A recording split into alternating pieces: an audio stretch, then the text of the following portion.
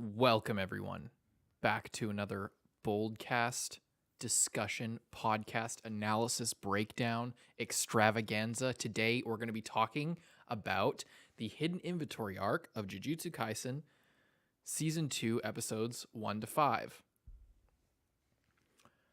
How's everybody doing? We got the chat up. We're ready to go. I'm Carson. I'm Lindsay. I'm also here. Mm-hmm. Yeah, we're excited. We're very excited. This was a really good arc. The title is not clickbait. I really think that this arc really raised the bar, definitely for Jujutsu, and I think for Shonen as well, for like the new era of Shonen. It's not this arc to me signifies that Shonen is no longer in the era of, classic but with a new take on it. Like how Shonen has been for a long time. For going way back to like Dragon Ball and stuff like that. It was like when it was just evolving, it was sort of finding its form. It was like comedy. It was like and then it went into more action. And then there was, a classical style of Shonen storytelling began to form. And then there was like Naruto and One Piece started and Bleach and all that stuff. And those are the big three. And then there was Fairy Tail. And then somewhere about 10 years ago, it started to take a turn to where it was all about parody. And it was all about like sort of challenging the form and making fun of the conventions that had been established. And then from about, I want to say like 2017 onward, it's been like, now it's been like returning to those forms, returning to those conventions, and doing them justice with new techniques of animation and new production standards and new production schedules as well. No longer like, hundreds of episodes with filler. It's now like season by season, et cetera, et cetera. So that's kind of how things have been. And that was okay for a while, but I've been like really like annoyed by it in most, like the more we watch, like the next new seasons of Demon Slayer coming out. Then there's like, it's just a bunch of stuff that seems to be sort of trying to do the old thing, but better.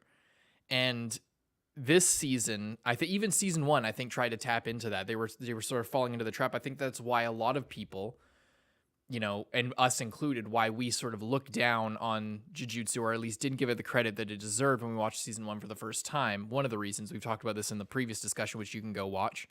But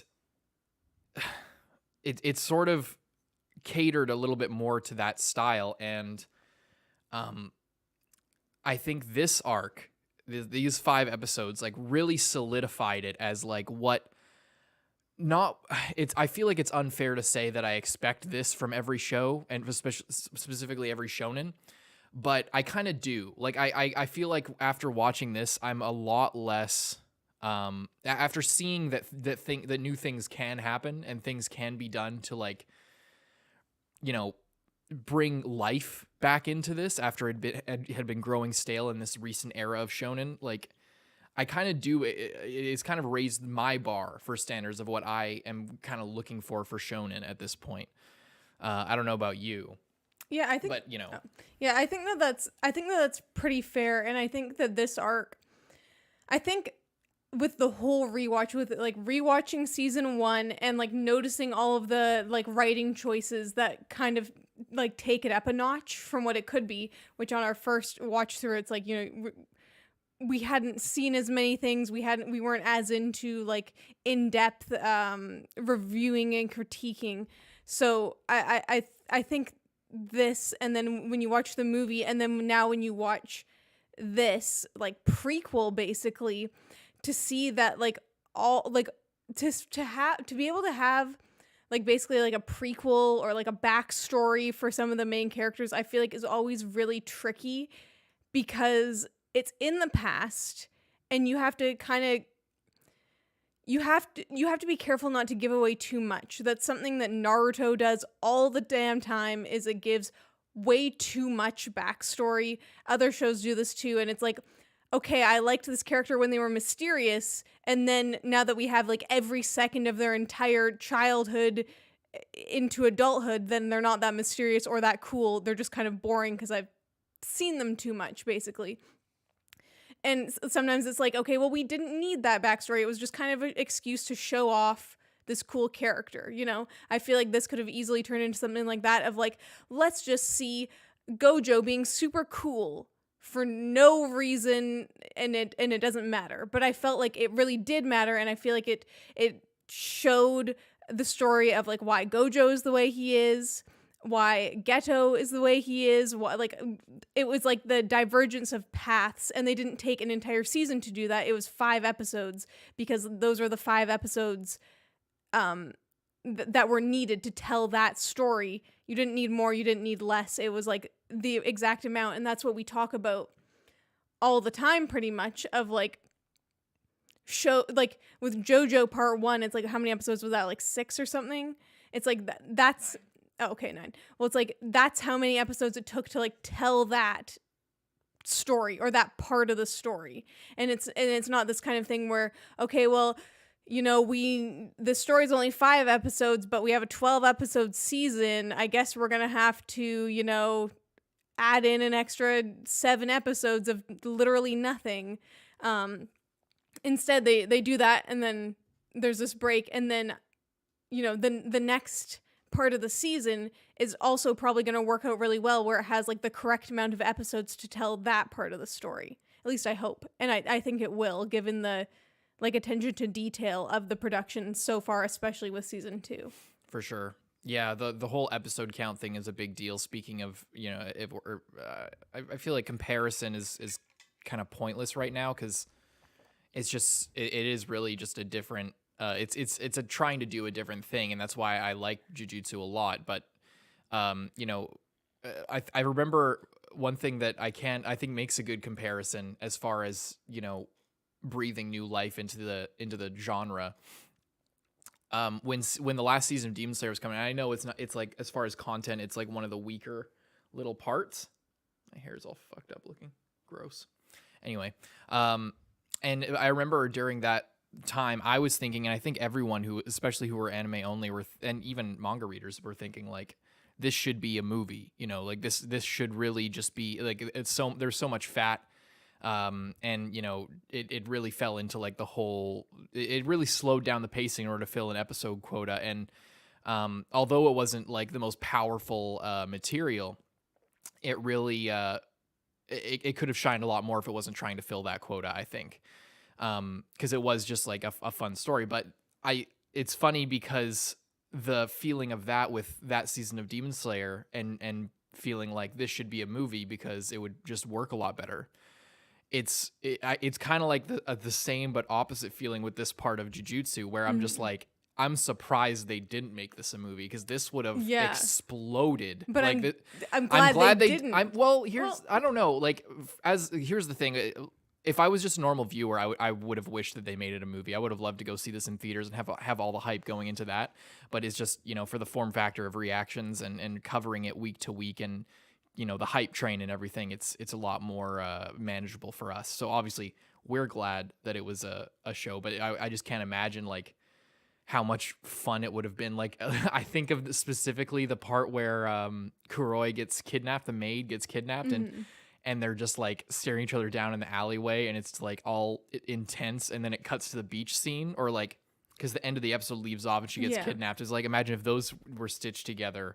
And the end of episode 1 and the start of episode 2, when Ghetto, like, all those scenes where like they go into, where like it cuts off for the end of the episode and then it goes into the next thing, like, it would have led in so well. It feels like it was written to be a movie. It's the exact length that a movie would need to be.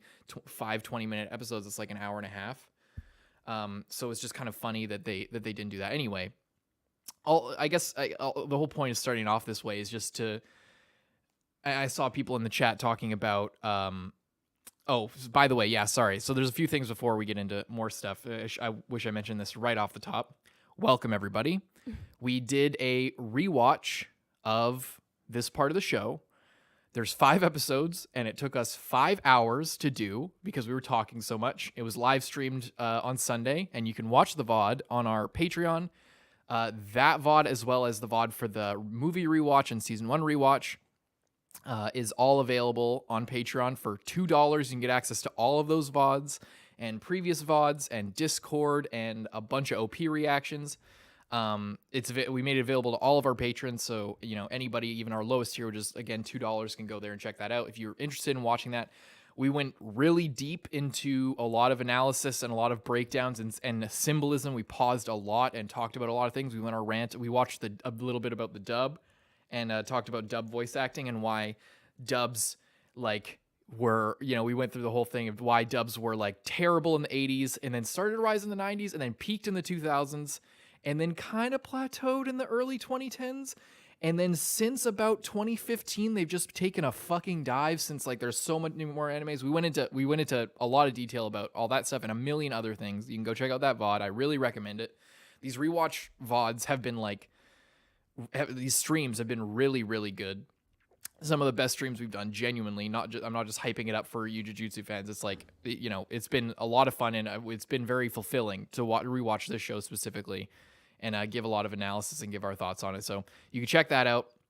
Another thing is that we will not be watching the trailer. We have not watched the trailer. I have not seen anything about the trailer. I've seen conflicting reports that it spoils everything, and then some people are like, it doesn't spoil anything. And then they're like, well, if you read the manga, then it spoils a lot of things, but anime onlys won't get anything. And that's the kind of thing where if there's any amount of spoilers or any amount of risk, we're only willing to take that risk if we don't really give a shit about the thing, really. Or if we think that, being a little bit spoiled or teased or pointed in a direction theory-wise will impact our enjoyment. And if this were season 1, we would have watched the trailer probably because we weren't as deep into it. But we've been theorizing and breaking things down so minutely and on a very granular level that I feel like it would spoil us, even if it wouldn't spoil a normal anime only viewer. It's also because it's coming out so recent. If it was the trailer's coming out now and the show that it's trailering will come out a year from now, then it's okay, that's probably worth it because I'll probably forget most of this stuff after a year passes. But when it's literally 1 week in between, I'm okay, probably not. Mm-hmm. Yeah. And also, our Jujutsu reactions got striked. We didn't get a strike, but they're blocking all of them in all countries. And we've been doing disputes. We've been trying to keep them up. We've managed to get some of them back up. Some of them got reclaimed and the disputes didn't go through. Some of the disputes did go through. The problem with the process is that if we're going to dispute them, we need to be careful about it because the more you dispute, there's multiple levels to the dispute process and the copyright claim process. For the ones for where we're at now with all the videos that you can't see, it's if you dispute and they call your bluff again, then it's a strike. And then, if you have multiple of those, then your channel gets deleted. So they're going to be back up eventually, hopefully. If worse comes to worse, we might have to re-upload them and it'll be a little bit hairy for a while, but it's unfortunate that we're not alone in that, but I think it's because, you guys have been so awesome with supporting us, our reaction series and our, discussions and everything, that I think that because we're in the higher echelon of Jujutsu reactors, because of all the attention the videos have gotten, it's just also brought this kind of attention as well. But we're also not alone. The other people like Studio Gek and all those guys, they've had trouble as well, I think. And, I think everybody has. But it's manageable. Hopefully those will be back up. At worst case scenario, the uncuts are on Patreon and they'll be re-uploaded at some point. But yeah, where do we want to take it from here? We got some theories. We got a bunch of stuff. We talked about some more theories. We've done a lot of thinking since the last discussion about how the theories have evolved. In the rewatch, we went into again a lot more detail. Again, it's 5 hours long. So we talked in a lot of detail. We won't get into that as much detail. But I'll try to hit on a lot of the big things. I took some notes. If any of you guys were in the live streams and want to help direct the conversation or want to remind us of the kind of something that we maybe didn't talk about or aren't talking about or might have forgotten, then type it there, obviously. Also, big thanks to the homie Lemillion for he's a newer mod here for Jujutsu. We got him for Jujutsu, and he's been hardcore sniping everybody and keeping everybody in line. So big round of applause for Lemillion. Badass. But yeah, I don't know where do you have an idea of where you want to go? I do. I have something. Unless you want to go somewhere. I remember what I wanted to do first. But yeah. I'll let you. I'll say you can go first. I do think that we should do kind of what we did last time of leave some of the theories for last, review and critique the show, and then move on to theories, because then you can kind of go off in any direction from there. Right. Sounds good for me. Well, one thing I brought up, or that I want to bring up here. Let me just get the chat out of the way. So I went through. This is something that we've talked about, but we never got examples and broke it down on every level. And this is a smaller thing, and it probably is. It's just it's an analysis thing. It's not a prediction thing. It's a little bit maybe more boring to some people. But by the way, the following thing right there. If you go follow our Twitch, you'll pop up on screen. That's still there. I don't know why I left that in, but all the alerts are connected now. So if you go follow our Twitch, you'll pop up on screen. Anyway, so we talked a lot about the flower symbolism, and I just want to go through. I pulled up the ED, and it showed these flowers or versions of these flowers throughout the show, and I just want to bring these up as some examples. Just mute it so it doesn't get copyright. So in the ED, there's 3 sets of flower, and there's obviously a lot of fish and stuff like that. We could talk a little bit about the fish in a second, but there I got the ED here. Oh, what the fuck? Oh, shit, hang on. I have to pause the tool here.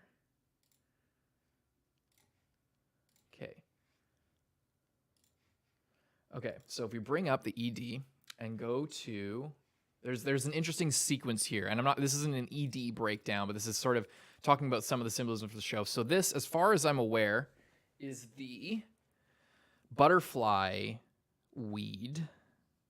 Let me find out the actual name for it here. I got them all. Yeah, the butterfly weed. And the name for it, I think it was named after the god Apollo, the Greek god Apollo, the Greek name for it, the scientific name for this type of flower. So this is the first flower in a sequence of 3 that appears in the ED. It's actually pretty cool. I was just thinking about this, and again, the only reason I'm going over this is because we talked about it a lot, but we haven't actually gone over in detail. So I'm gonna do it. This is the place to do it.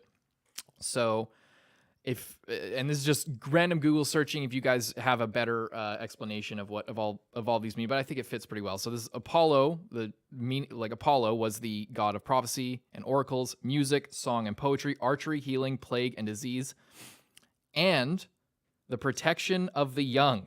So we got this one, the flower that's named after Apollo. And then if you go into the flower itself, there's a bunch of things that's it's about sort of letting things go, or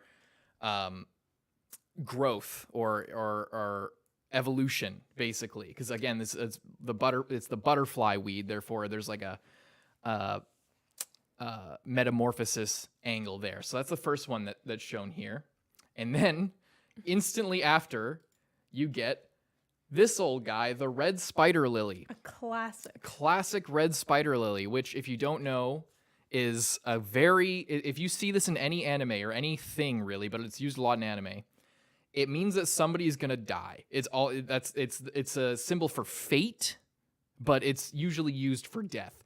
It's so common. You see these flash for a shot, and then the next scene, somebody just gets fucking murked. It's on the side, how she falls down and dies. Oh shit, I didn't actually think of that. But yeah, so we get this butterfly weed, which is about protection of the young. It's about metamorphosis. It's about growing and letting things go, and growing and seizing your destiny, et cetera, akin to the butterfly, from a caterpillar to a butterfly. And then we instantly get the red spider lily. And then if we go through, we get the church, and then Gojo's walking alone with the umbrella. Are you purposefully not having the chat right now? Yeah. Okay. And then we get the hydrangea, which, as we've mentioned before, is a symbol for apology.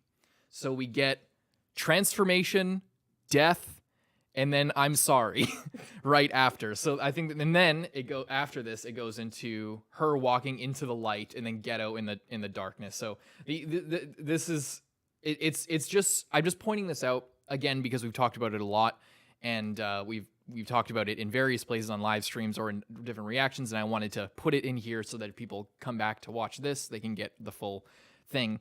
But also just to show, like, again, that like level of, first of all, direction and visual storytelling, and it's something, it's the kind of thing that you don't, and this is just one thing. This is like one visual thing, and this is one crumb, and it's in the ED, and it's shown every episode, but it's like, you don't get this in every shonen, especially like this emphasis on symbolism and visual storytelling, other than in shonen. Usually the visual storytelling is done in choreography or in blocking or in drafting an action sequence and using that to tell a story. Like in really someone's good shonen falling into water, or something like that. Yeah, exactly. Let me start up the thing again. Advanced scene switcher. Bam. Okay. Now it should be switching. Yeah, there we go. Okay, so yeah, I just wanted to point that out, and to again point out that that is just one of many different symbols in the story, and points of visual storytelling, and I thought it was really good, so I just want to point that out. Chainsaw Man, yeah, I'm seeing a lot of talk about a comparison to Chainsaw Man Season 1, and I think I talked about this. This isn't a Chainsaw Man discussion, so I don't want to go too long on Chainsaw Man. But Chainsaw Man, I think, is hitting as far as like talking about this new era of shonen. I think it's hitting a really good. I think it's good. I think that it's very good. And I talked about this in the live stream where we rewatched these 5 episodes. But my problem with Chainsaw Man is that it's the story, the reasons why we like it and why we really gave it a lot of credit and enjoyed it are not the reasons why people are hyping it up. I don't know what happens in the manga. I know that there's a part 1, part 2 thing. There's cliffhangers. There's, crazy stuff that happens apparently. But it seems like the general audience and the people that are really hyping it up are hyping it up for not the reasons that we like it. They're hyping it up for, they identify with Denji. They identify with being a horny young boy who wants to bang a 25-year-old, hot drunk girl and not realizing the sort of the sexual misconduct present there, and how that's affecting Denji's character in a real way. So we see the deeper level there, and I think a lot of people do. But the people who are the loudest and the people who are really hyping it up and saying it that it's like on the level that we're describing Jujutsu as, after having rewatched it and really thought about it, the people who are saying that it's on that level or deserves that level of credence, I don't see those people understanding, or in other ways I see them straight up rebuking any depth, any sexual metaphor or not even metaphor, sexual commentary, and they just see it as, it's really edgy, it's really not only bloody but also realistically sexual, in a way that they identify with being, adolescent, basically, or teenagers at the very least.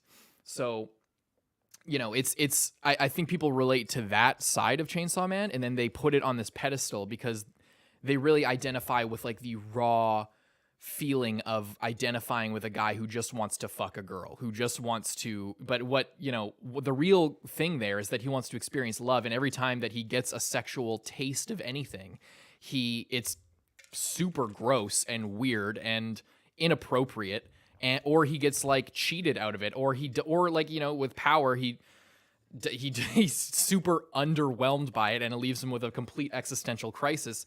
But when you say that to the type of people who are hyping up Chainsaw Man, they think, oh well, it's not that deep, that's not what the show's really about.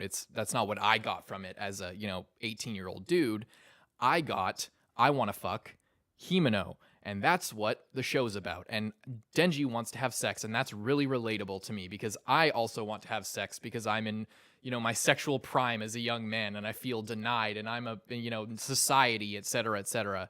And that's kind of what people really grasp onto. So I that's why I'm hesitant to buy the hype for Chainsaw Man, because they not only don't see the deeper meaning and the sexual commentary, they straight up deny it in a lot of cases and see it for other reasons. So that's why I've just seen a lot of that whenever I talk about, or whenever we've talked about how great Jujutsu is getting, and how much, like the title says, how it's raised the bar and how it's much more interesting as a shonen than a lot of other things. So Chainsaw Man, I'd say, would be in that discussion, but again, this isn't a Chainsaw Man discussion. You don't give the rest of Chainsaw Man enough credit. We haven't read Chainsaw Man, Cosma. Let's move along from Chainsaw Man. Okay, what do you want to say then? I think we should talk about Great. Switching the topic, I have nothing to go to. I just don't want to get too far down. Do you want to talk about Toji? Sure. What do you think about Toji? I really like Toji as sort of the villain for this, because I feel like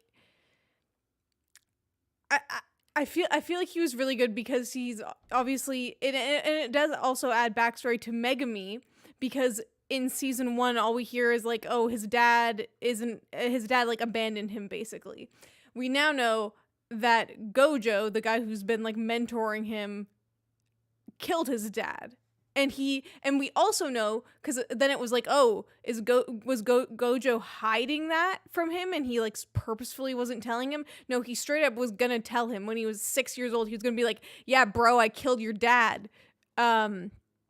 But Megumi was just like, no, I don't care. It doesn't matter to me. So he didn't tell him. And I feel like that kind of added a lot to Gojo's character, as well as Megumi's character, that he, just didn't want to hear it. When Gojo could have given him answers, and he could have asked at any point, and Gojo could tell him. And I speculated before, and I know you didn't really think so, but I had thought that it is possible that obviously Megumi, just feels abandoned and like genuinely doesn't care. I think it's also that he doesn't want to get hurt by whatever Gojo would tell him.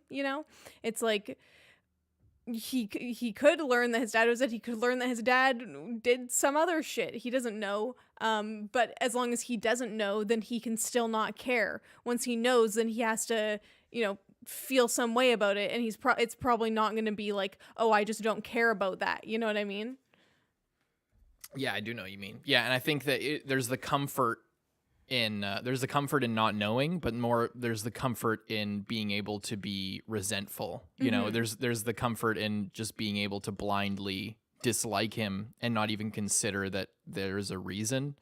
And as we know, Toji is not the best guy. But that's another thing I want to talk about Toji, is that I think that it seems like he's way more divided than I thought. I really like Toji, and that came across strong in the reactions. That people really didn't like when I gave Toji a lot of credit as a dad, and that maybe there's something more to it. And rewatching it, I think that the idea that he's just a deadbeat dad and he's just a piece of shit, I think is reductive of Jujutsu's writing up to this point. I think that, it's you look at every other character and they're different, not shades of gray, that's too cliche, but that there's more to them than just their outward appearance. There's always something more to them. I could go through a bunch of examples. The only one who's really like how they seem is Yuji, and that's literally it. Everybody else has like has at least one different side to them, or comes off differently than they appear. I think Toji's the same way, and I think that applying if ever duck goose, it's like everybody is a certain way, and then for some reason Toji has no complexity at all. I think that there's a lot going on with him, and I think a lot of Toji's character comes from it's sort of a commentary on abuse and parental abuse and the effects of abuse, and whether or not, I think the way I see it is I think of Toji as somebody who was abused and now is acting out. And it's kind of like, there's always a reason that the bully is a bully on the schoolyard. Like there's always, you think you getting bullied by this kid is bad. Well, what's making him act out that way at school? He's probably got some shit going on at home. That's kind of what Toji is about to me. And I think and going further, I think that's why he doesn't remember Megumi. It's not just that he is a deadbeat piece of shit. I think that because of the abuse, apparently, from what we know, he was like, he had the Heavenly Pact and he was super physically strong, but the Zenins didn't see him as a person, so they made him fight spirits for their entertainment, basically, like in a fighting pit, essentially, and treated him like an actual pet. And they beat the shit out of him, or they subjected him to terrible abuse. And what you might know about people who are abused when they're children, or that have a really hard upbringing, is that they often have really bad memory problems. They often, not just compartmentalization, but they actually have difficulty forming long-term memories and remembering things. So I think that's not just some psychobabble mumbo jumbo that I'm just putting on the show to make it seem more deep than it is. I think that with the way that we see him, you don't have a kid for 6 years and then leave one day and then you just forget they exist, and they come to you in a lightning bolt moment, and then just like, oh yeah, I have a kid. I had a kid for 6 years. I had no idea until this moment. Like, that's not somebody who's just obviously he's not the best guy. I'm not saying that he's the best guy. I'm not saying that he should be totally forgiven for everything that he's done, obviously. But that's the depth to him, is that he is not that way for no reason. He is the product of everything that Maki is going through, and that Mai has gone through, and he speaks to their characters. He speaks to the whole world that Gojo is trying to change, and that's partly why, a big reason, probably one of the primary reasons why Gojo wants to change the Jujutsu world is he sees what happened to Toji, and in reflecting that, and in spending time with Megumi and raising him, he sort of, I think that's one of the primary reasons why he wants to change everything, because in the end, Toji is just another victim of the system that Ghetto and Gojo, in their own ways, are trying to change. That's the whole point of his character. So there's the whole thing of like, oh, he's actually a good dad. Obviously, he's not a good dad, but he's not, an evil person for no reason. He doesn't do bad shit for no reason. There's always a reason. And that doesn't justify everything, but I think that a lot of the people who are calling me out for saying that, I think that it was reductive.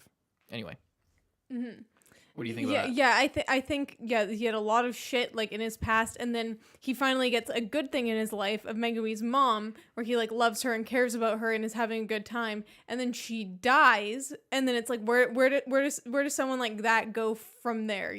He's not equipped to raise a child on his own and deal with a child. He just doesn't really know what to do.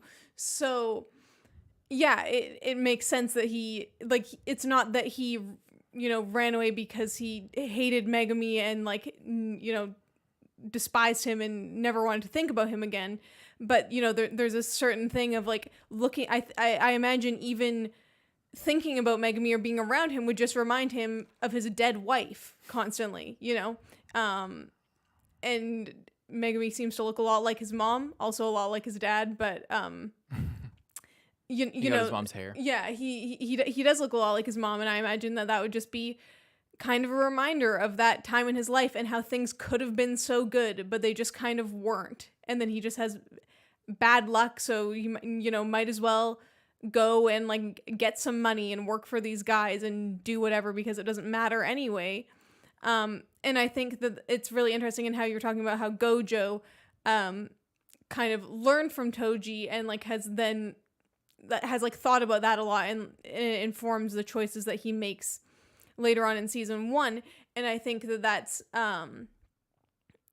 that makes a lot of sense with the way that with how Maki is like very in a very similar situation to Toji, maybe not quite as harsh of like, you know, being thrown in a fighting pit or anything, but still like emotionally abused at least her entire life, from her mom saying that she wished that she was never born and stuff, and you know, her entire extended family wanting her to basically just be a slave for them and do nothing with her life. But you know, and that's the kind of thing. It's like she could easily go down a similar path as Toji, but she has a lot of good influences around her. She has good friends. She's in a good school. And who's responsible for that?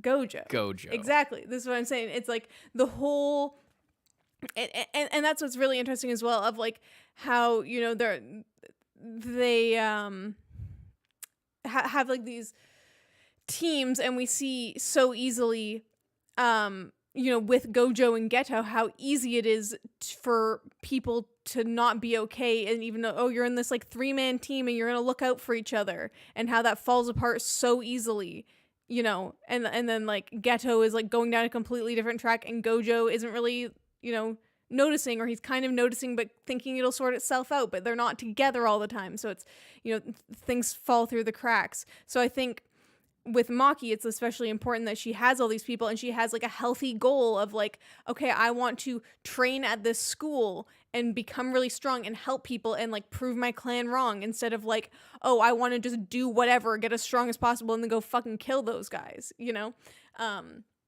There's like a difference in the healthiness of those goals, and also a difference in the situation, because, you know, maybe if Megumi's mom had survived and Toji had been able to like experience that like nice, loving, supportive family for longer, or like even still, then maybe he wouldn't be taking these deals, or maybe you know what I mean.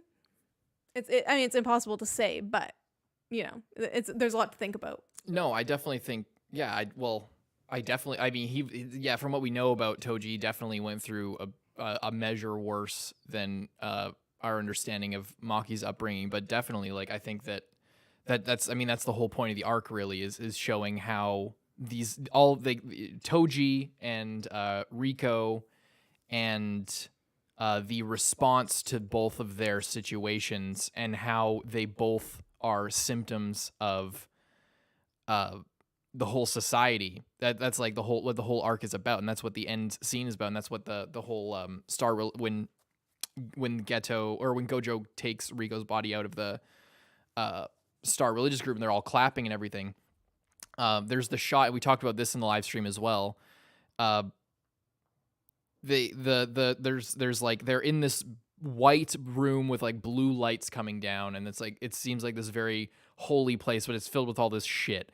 And then you know, there's this, that whole thing of like, oh, should we kill them right now? And then Ghetto's like, no, I don't think we should, but he stays. And then Gojo leaves, and he goes down this like dark red corridor, and the idea is like, it's showing these contradicting and conflicting sort of visual images, where Ghetto is in this like bright place with like sunlight coming through the skylight and whatever, and then but he's also we obviously know Ghetto turns into the bad guy, and then Gojo's like walking through this dark red lit hallway,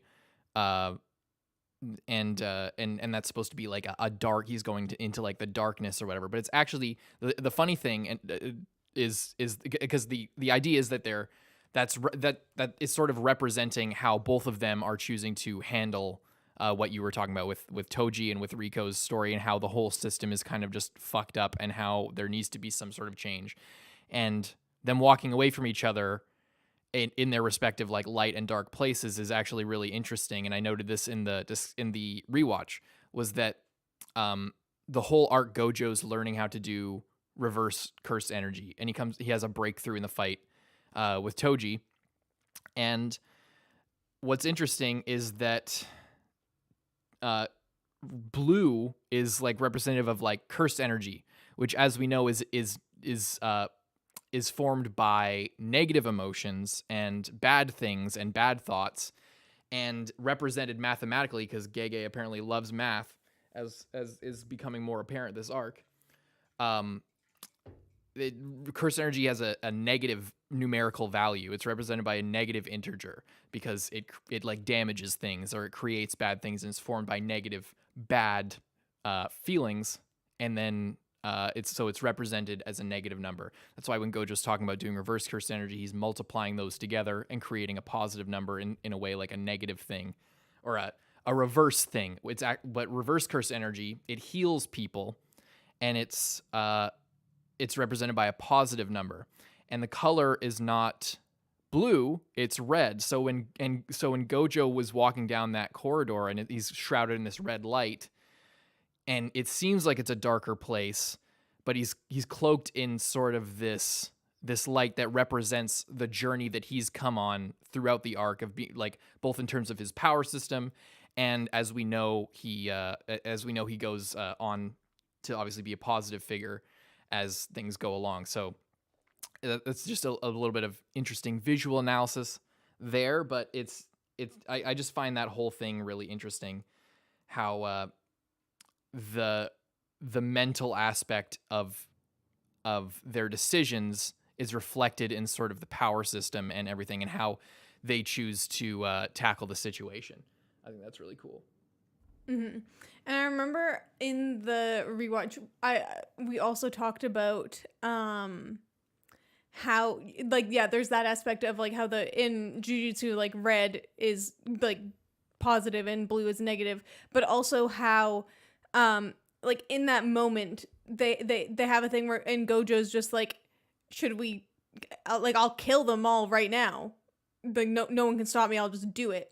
And then Ghetto says no, so Gojo moves on. He, instead of just standing there thinking about how he's forcing himself to not kill them, he leaves the room and like he's not just standing there listening to them clapping more. He leaves and goes on and like continues on with what he's doing. Meanwhile, Ghetto like stands there for I don't know how much longer, but he like kind of stews in that feeling and like gets more and more angry and has to hold himself back more and more from killing them because it's what he wants to do, and he knows that he's not going to. He's already made that decision. No, I'm not going to kill them. But he, instead of just removing himself from that situation, he like stays there longer and like continues to feel it, and that's why it haunts him so much after, because he made the decision not to do it, but him staying there I feel like is also a hesitation, because Gojo gets told no, and he doesn't hesitate. He doesn't stand around thinking like, oh, but maybe I will in a few minutes. He's like, no, okay, I'm going. I'm not going to, if there's nothing I can do, then there's nothing I can do, and I'm going to leave. But Ghetto like sits there and like just kind of feels useless and worthless in that moment, I think, of like, he could do something, but he knows that he's not going to. What's making him not do that, even though all these guys are still clapping in his face? Oh, his morals and what he's decided of like not killing people. Okay, that's what's to blame in this situation where he's sitting there not doing anything and everyone's clapping at him, you know? Yeah, I think you're right on point. He has a hard time. What he came to is that he has to make some kind of a compromise, and he compromised, you know, the status quo in his own way by making that decision. He like, because obviously he was sacrificing his mental health, he was sacrificing his comrades, and being that he wasn't as strong as Gojo from the get-go, he had to like bend cursed spirits to his will in order to match his power. And then Gojo obviously continued to grow, and he was struggling with figuring that out, and that's what led to his decision to go rogue. But yeah, it's interesting because that it's all of this stuff. The fact that he wasn't able to beat Toji, that neither of them were able to beat Toji until Gojo came back, obviously, and went insane. Also, I'll talk about more of that in a minute. He didn't go insane, but that feeling of powerlessness, I think, is a huge part of his transformation, as it is in any heel turn like that, and in any one where like one of the hostile brothers goes evil, thing like Sasuke. It's a big part of him, of Sasuke turning, to make a parallel, is was his feeling of powerlessness when he came face to face with Itachi. It was this feeling of like, you know, after all this time, after everything I've done, I can't do anything, and then, you know, I'm just powerless to do anything. Obviously, it's more, it feels a bit more personal here in Jujutsu because, you know, a girl that he was trying to protect died in front of him, and he feels responsible for that, but he wasn't powerful enough to do that. And the whole situation was created because of, you know, this unavoidable sort of circumstance. So, and that's what he says in the end of Gojo as well, about like, you know, are you Gojo because you're powerful? Are you powerful because you're Gojo Satoru, et cetera, et cetera? Like, if I was as powerful as you, I could do anything I fucking wanted, but I can't. So here's what I can do. And here's my resolve by, you know, killing my parents, et cetera, et cetera. Yeah, Ghetto's an awesome character. Ghetto might be my favorite character. It's a shame he's probably dead. Yes, that's what it all comes down to. It's like, okay, wow, Ghetto's such an interesting character. I love. And if you're confused by that, I don't know if it's real. I don't know if it's a spoiler or and whatever. Don't say one way or the other. We're not looking at the chat, but don't say anything just because we're not looking at the chat. You'll be banned if you spoil anything. But if you're confused by that, check our previous things. We've talked about this theory a lot. Anyway. Yeah, but yeah, that's the thing with Ghetto specifically. It's like, you know, having this backstory at this point is so interesting, mainly because of our crazy freaking umbrella theory that like could be complete bullshit. I kind of think it's not, given we've looked into it so much at this point that I feel like there has to be at least some aspect of it that is true.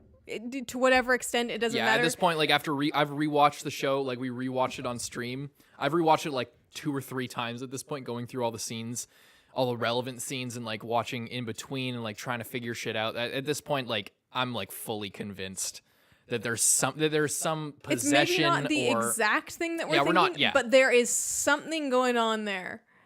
It's like that motherfucker right there is not real. That's how I feel about Ghetto in the current timeline of Jujutsu, because watching him here, it's so interesting and so obvious. It's like, oh yeah, this is how this character, like all of these decisions inform how Ghetto behaves in Jujutsu Kaisen 0, and then it's like, and with Gojo and like the rest of the story, all of this makes so much sense. And like it's really insightful, and it really brings a lot to the table in terms of their characters.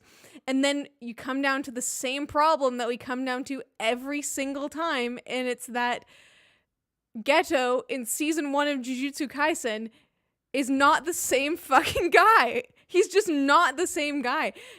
And nothing can convince me, unless there is like in order for it to make any sense to me, there would have to be so much like extra bullshit added in to make it make sense that is the same man that we've seen here and then in 0, and then he goes to that, you know, like nothing could convince me that is the case. So it's as awesome as it is to see the backstory, it almost makes me even more sad for the future, because it's like, okay, so we see that he like was a really good person, and then he like had some conflict, and then he went down the wrong path, but he still had a goal, he still had something he cared about and wanted to protect, and then it's for what, you know? And I think that makes it really tragic as well. Yeah, it makes it feel like that. I again, we don't know, obviously, and this could be the biggest fucking face palm ever if we're just totally wrong. But I really feel like we're not wrong. I really feel like there's something there, and it's that's gonna make it like so tragic when it's like fully revealed. Like it's gonna be. I like having this theory and being able to theorize about it, but I hate it at the same time, because I'm like, if we're right, then like the reveal isn't going to be that crazy, and we're going to have like already grieved this character, and like, oh no, isn't it so tragic that he like went from this to this, and like even when he was a villain in 0, he like still was being a villain for a reason, and even though he was going to kill the entire world, it was at least for something. And then it's like, okay, now he's just like an evil curse basically, and like that's just like with that in mind, it just makes the placement of this arc so genius from a writing perspective. Like say if like there is a reveal and it happens next arc, after getting all of this, like for basically an off-screen death, essentially. Not really, because like we would have seen him die or seen him. It's technically kind of between off-screen because we hear like a and Gojo when in his last moments at Zero, which is supposedly when Gojo killed him, but then obviously we see him in season 1. So to like have this weird like after getting all this backstory and really fleshing out the villain, for him to not for him, it's like it would give a similar feeling like to when Rico died, to like to have that feeling of like we've come all this way and you know there's still a chance we can still turn back and there's you know we could make something work, and then for it to like not only for her to die but then for her to die without a purpose, like with like you said, like you know at least he was doing horrible shit and he was a mass murderer, but like he was like it was at least like for his twisted version of good, you know, like there's still like that's at least you could at least there's at least humanity there, but like for all of that to just be erased and then we find out like it's like when Rico dies and it's just like oh my god she didn't just die, she died, and like it's for nothing, although we have a theory about that as well. Yeah, it's just so seeing that if anything is going to get revealed and if it happens next arc, like it's gonna be crazy. But I do agree of like I've thought about that a bunch where I'm just like, is it really gonna hit or am I gonna be like, is this gonna be like the thing in Promised Neverland? That I won't say what it is in case people haven't seen that because obviously there's not a discussion for that, but it's like that was a similar thing where where it's like oh you figure out part of the story way before you're supposed to, and then it's still a cool reveal when it's confirmed, but it's not a surprise, you know, it's not a shock. So I feel like there's that aspect to it, but I do really like it because I feel like it opens up a lot for theorizing. I think it would be really on brand with the like style of writing that we've had, of how there is, I saw someone say earlier of like how they really like Mahito because he's just a straight up villain. He doesn't have like some kind of like sympathetic backstory, and I do like that, and that's what I like about the show is that there are so many villains, and because some of them literally aren't even human and don't even have human emotions, that we are able to get this like very diverse array of villains. It's like you have Toji, who was the villain of this arc. Was he really a villain in the grand scheme of things, or was he just kind of like a bad guy? Like he's not a super villain.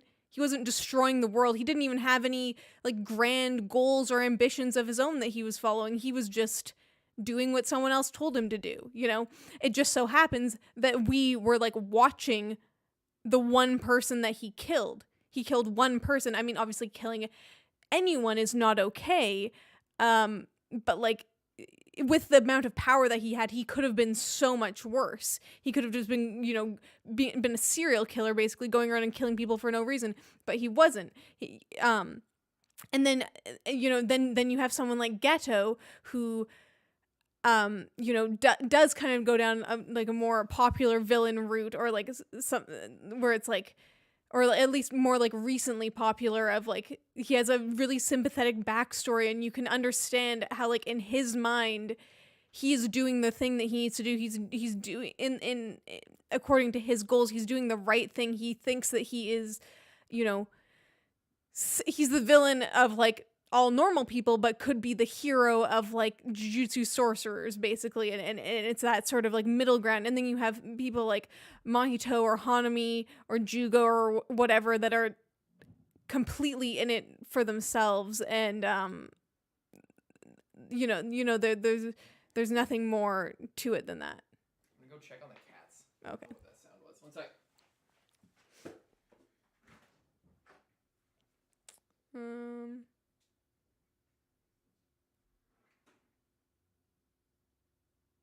Mahito's like Joffrey from Game of Thrones. It's fine. I didn't know they're separated. Yeah. Sorry about That's okay. But yeah, I that's one thing that I do like is that there's like the villains are varied in their motivations and like the type of the villain or opponent that they are. So it keeps it kind of fresh, and it doesn't just turn into, okay, now we have like a million of like the same guy basically just doing different things, or like you have a reveal of like it was this guy who like used to be a good guy and then he turned into a bad guy. Oh wait, it was actually being controlled by this other guy who once was a good guy but then got twisted into a bad guy, who was even by a higher power. Like, you know what I mean? Yeah, at some point there has to be like it can't keep going on forever. Then you get into Boruto territory where like nobody's a bad guy and everybody's just manipulated, and that's its own type of message, but it's also just kind of like it ruins any kind of obstacle, and it makes like if everybody's a Toji, or if everybody's a Ghetto, or everybody's whatever, it doesn't hit the same. Yeah, it's just interesting because I feel like even in other shows, yeah, you can get a show like Naruto where a lot of people have their tragic backstories, and what? Just say Naruto, Lindsay. Just say you're always mentioning Naruto. I know. Or I mean, also in shows like Hunter x Hunter, where it's like there's horrible people, but they're still our friends, you know? Or that show as well. Obviously, Hunter x Hunter is so great, and there's a lot of variation in that, in like villains in that show as well, which I really appreciate and I think is one of the strengths of it. And this show's doing it too. And I like it because when you compare it again to something like Demon Slayer, I feel like Demon Slayer also has a somewhat interesting take. And I remember I really liked it, especially in season 1, of like, these are all demons. They're all evil people-eating creatures, and that's bad. But they can still have a backstory and still, like, you know, deserve to like die peacefully, or like it still can be sad. That was the bad part of season 3, was when that one guy just turned out to be just an evil demon, and it's just like I feel like it just went. I get that we can't have everybody have backstories, but I would have preferred him to have some kind of sympathetic death than to be, you know, just nothing, because it ruins the commentary or the way that the show is handling death. It like completely ruins the sort of pattern here, where like no matter how bad you are, death is still bad, because it's like this like permanent erasure of somebody who like was a person and had a family at one point and was doing all of the, you know, like that it was its own brand there. Oh, their mic. Oh shit, sorry. Demon Slayer, I'll repeat it. Demon Slayer, that's why the guy with the fucking pots or whatever, him dying in such an unceremonious way to illustrate the power of whatever the fuck his name was dumb, it's because it like ruined the pattern of like death being a bad thing no matter who it happens to, this like permanent erasure of human potential and spirit and everything. It's like there's always something lost no matter how evil they were. They went wrong along the way, and it's always like a tragedy that it happens, and that's kind of what it always was about. So then when that guy just was killed just to, you know, for a power scaling thing, it was dumb as fuck and everybody hated it. But in the reason I've been meaning to write this video essay for like since we saw this show for the first time, because this is the one thing that I took away from season 1 the first time I watched it, was like the evolution of death, and how this is actually where I started talking about the whole Demon Slayer death as a tragedy type thing, was because I was thinking about it in this sort of lineage. It's like you get Dragon Ball and Dragon Ball Z, and if somebody dies, you wish him back with the Dragon Balls, and it's okay. Or if you can't wish him back from the Dragon Balls, then they just say fuck it and bring the guy back anyway until his deed is done. And if he does really good, we'll just bring him back entirely. Who gives a fuck? You know, that's how Dragon Ball life, and like death is nothing. It doesn't mean anything. It can be a catalyst for some sort of transformation, but otherwise it's not permanent and it doesn't matter. Then you get to like Naruto, where it's extremely rare. It is extremely rare for people to die. And it does sometimes happen. They might be brought back for a little bit after they die, but you know, it's pretty much if you die, it's like a big deal. And then, but it's still not there. And then you get and then that kind of continued. That was like all of the 2000s, and then you get that's where some like Demon Slayer is good, is because there is death, but not, but it's always bad. It's like there's death, but it's always bad. In Jujutsu, death is like an inevitability. It's like it's treated. That's what I like about Jujutsu, and it's not this whole thing of like, oh, the show's doesn't have the balls to kill anybody off. It's not dark enough for me. I hate that. It's a very not nuanced. It's like missing the forest for the trees. It's like stuff doesn't need to be dark. It doesn't need to be, edgy to be cool or interesting or have death in it to be good. But it's a good thing that Jujutsu does specifically, where it says from the outset and from day one, it's like, if people, death, it's a part of it. First episode, you're going to die. You will fully die. There's no, there's no reversing what you've done by eating these fingers in any way. Your destiny is to be killed by this guy sitting across from you. And until then, you're going to follow him around, and it's going to be fun, and you're going to make some memories. People are going to die along the way because that's what this job does, and then you will fucking die. That's just how it's going to be. They tell you that from day one, which also makes me think that maybe he won't die, but just to rebuke that, because to like set up your expectations, if they tell you straight up he's going to die, he's probably not going to die. But the idea is that they're very clear about the nature of death in this story, and that's very interesting, again, from like a genre perspective. Yes, and I agree with this, that it also somehow manages to have a large amount of death and have it just be a part of the show and not be edgy. I feel the same way. I feel like so far there haven't just been like they haven't been like Game of Thronesing, where they will just kill off like every main character at any point. Because I feel like Game of Thrones does that like well in a way that makes sense, and then I feel like kind of after that, like other people were like, oh, I want to have that, I want to have that vibe where like big time, where like I'm just gonna kill off the main character now. Oh, and no one will see that coming, and then it's like, okay, that's just pointless and doesn't really serve the story. But then you also that's a video essay in its own right. Yeah. Like how Game of Thrones affected how death is considered. But then you also have other things. I'll bring it back to Naruto, where it's like these are children ninjas fighting against like literal gods at some points.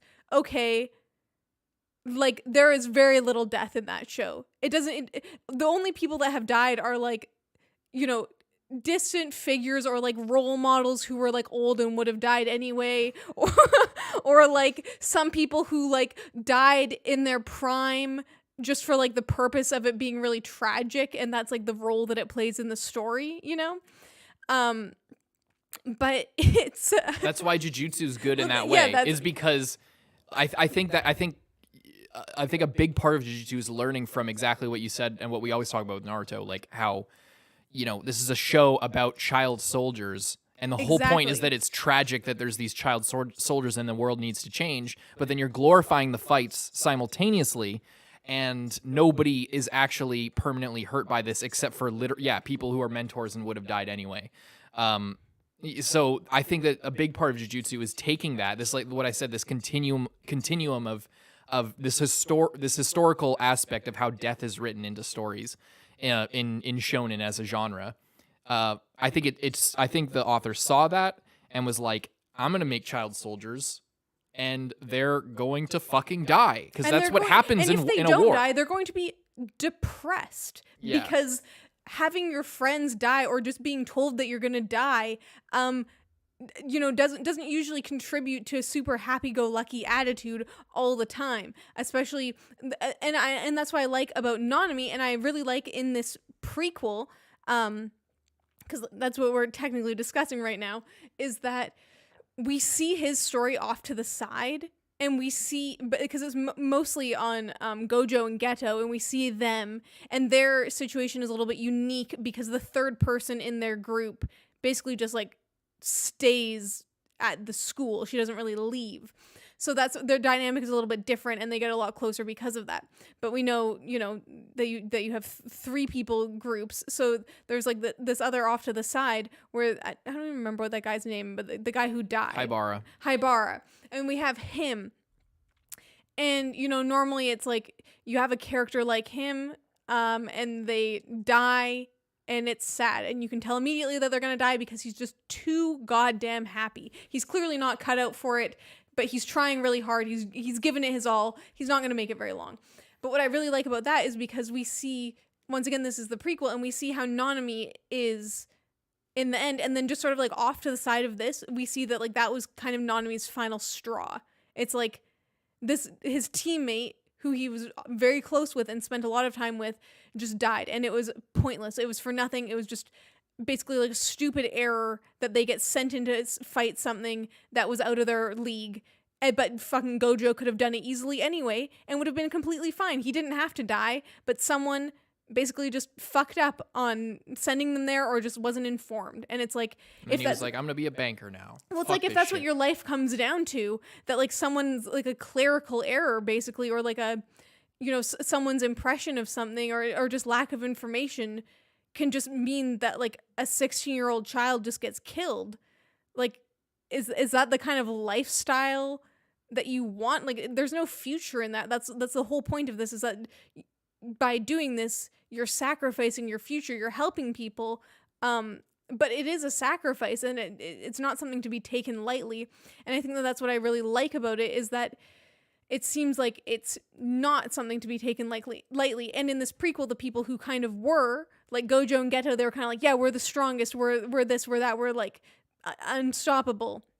And then like we see where Ghetto ends up. We see how Gojo, even though he's still the most powerful thing ever, has like reined himself in and like keeps like trying to connect himself to other people and like humanity, and like not just go off the rails and do whatever he wants. And we see how Nanami like tried to remove himself, but in the end he gets brought back in, and Gojo has like this happy attitude, and that's his whole thing. But he also has gone through a lot of shit and like behaves based on that. He doesn't ignore all of that and just happy all the time and is just a buffoon. He takes a lot of things into account and does try and lighten the mood for his students, because it is a horrible job basically at the end of the day. Yeah, and a lot of people are saying in chat, this is what I was going to say next, yeah, that Haibara is basically Yuji. That that's why Nanami cares so much about Yuji. Clearly, like he clearly has a bit of favoritism. And his other guy, what was his name? I forget the guy's name. The other guy who was like in the sewer with him, and he like left him to go to Yuji or whatever. He reminded, like when I saw Haibara, I was like, oh, he kind of reminds me of this dude. Yeah. He gave me like a similar vibe as well. Not exactly the same, like Yuji. I love how just like matter of fact they were about Haibara, that like the show, and I read some of the manga for this part, but for like the first little bit, but I didn't continue with it because I just didn't. I probably will, but like I don't know if this is that way as well, but like I really love how they use the opening and ending. Again, the Jujutsu always did this, and the other ones too, where they use the openings and the endings to like give you a feel for the characters outside of their work, because the story is going at such a blistering pace that there's not any downtime for anything. And I really love how they treated Haibara as, they made it very clear. They chose like a different hairstyle that nobody else has. You cannot confuse him for anybody else. They designed him in a way where he is unmistakably the guy that dies in this arc, or at least before we, Jujutsu Kaisen 0. Like, I really like how they made a effort so that there's him being present is like this looming reminder that things don't turn out well, that like, there's these high school days, and it also makes you think, because he's so much like Yuji, that it's the same shit for our people as well. It's like we're seeing our guys in ending 2 of season 1, where they're all hanging out, and it's like the super depressing ending of like, give it it back. And these videos, and they're all hanging out, and it's like super sad how they're just like cleaning up the classroom and like going around with each and like pushing each other around and like having fun. And then just seeing Haibara and how he's treated and how they don't give any death flags. That's the other thing, is like they make it so clear that he's going to die, and everybody knows when you're watching, but they don't say like, oh, I'll be there, I'll be with you till the end. Like there was a little scene like that when he's talking to Ghetto in the hallway before Yuki shows up. But other than that, like the entire time he's just like a peppy guy. He's hanging out with Hanami and they're like doing their shit. And, you know, we cut to him and he's just fucking dead. And that's just how it is, because that's how it was always going to be, because that's what happens. And that's the world we're in. And him also, that's actually, now I'm talking about this, I'm developing the theory that Yuji isn't going to die. Because like, you know, the fact that he dies, we're promised that he's going to die. He dies. He's a lot like Yuji. They have this relationship between Hanami, or not Hanami. I'm saying Hanami. I mean Nanami. Yeah, but and then from the start, Yuji's like, oh, I'm, you know, he's doomed from the start. But there's all these connections. There's a lot of death flags for Yuji, and there wasn't for Haibara. I don't know. I just really love that. I really love how they handled Haibara, and it's really a creative. I wonder if Gege thought about the character design, because like, you know, you could mistake characters for other characters. I think not a whole lot in this show, but like a lot of people didn't remember Mimihime, or they didn't make it the connection with her, or they thought that Shoko was Nobara because they look kind of similar, and that's an on purpose thing, because then you think of their team and their team. But with Haibara, I think they specifically created him to be like with the bowl cut and with the like the sort of crop jacket or whatever, the open coat.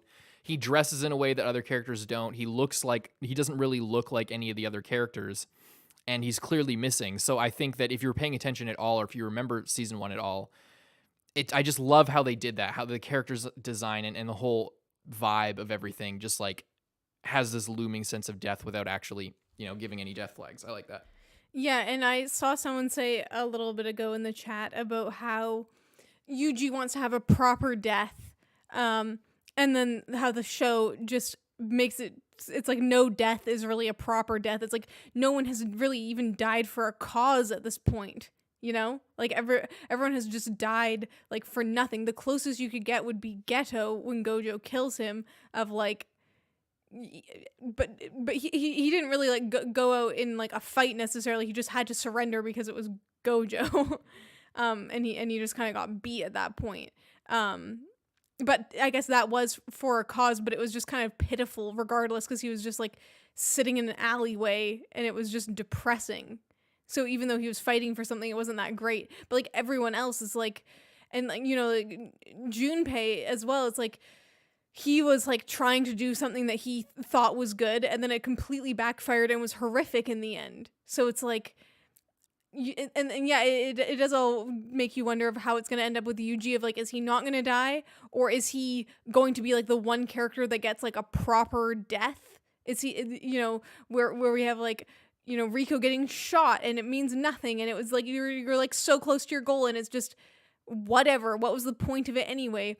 You know, is the conclusion going to be Yuji gets killed, but he has at that point, you know, gotten all of Sukuna's fingers? So he has like protected the world from like one of the biggest threats ever, and it's like he's dying, but it's like kind of satisfactory to him and he like feels good about it. Is that going to be the thing, or is it going to be he gets killed and even though he like did something, it still is like not satisfactory and still doesn't like have a good feeling to it? Or is he not going to die? I mean, obviously there's no way for us to know at this point, but it's interesting to think about with just the way that the show presents death and like how that could change or like switch up going forward. Yeah. Well, I think it's time we switch your gears. Mike. Well, I think it's time we switch gears here real quick, everybody. Do you have anything else you want to talk about? Do you guys have anything else you want us to talk about? I guess it's probably dumb to ask because you guys are going to spoil the shit out of us. I just want to say, I mentioned it earlier, I really like the reverse cursed energy thing. I love that shit so much. I'll reiterate what I said, and then I'm gonna get into some other stuff.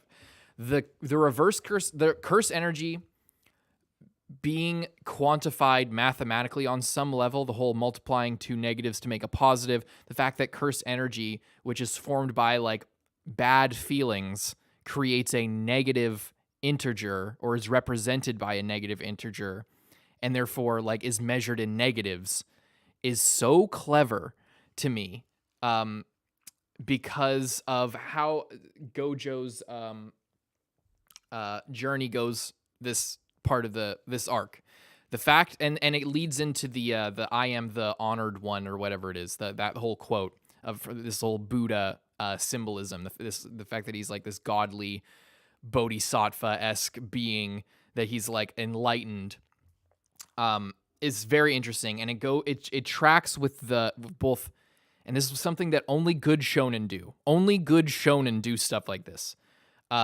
Or at least this is the marker of a considered and well integrated, more importantly, power system.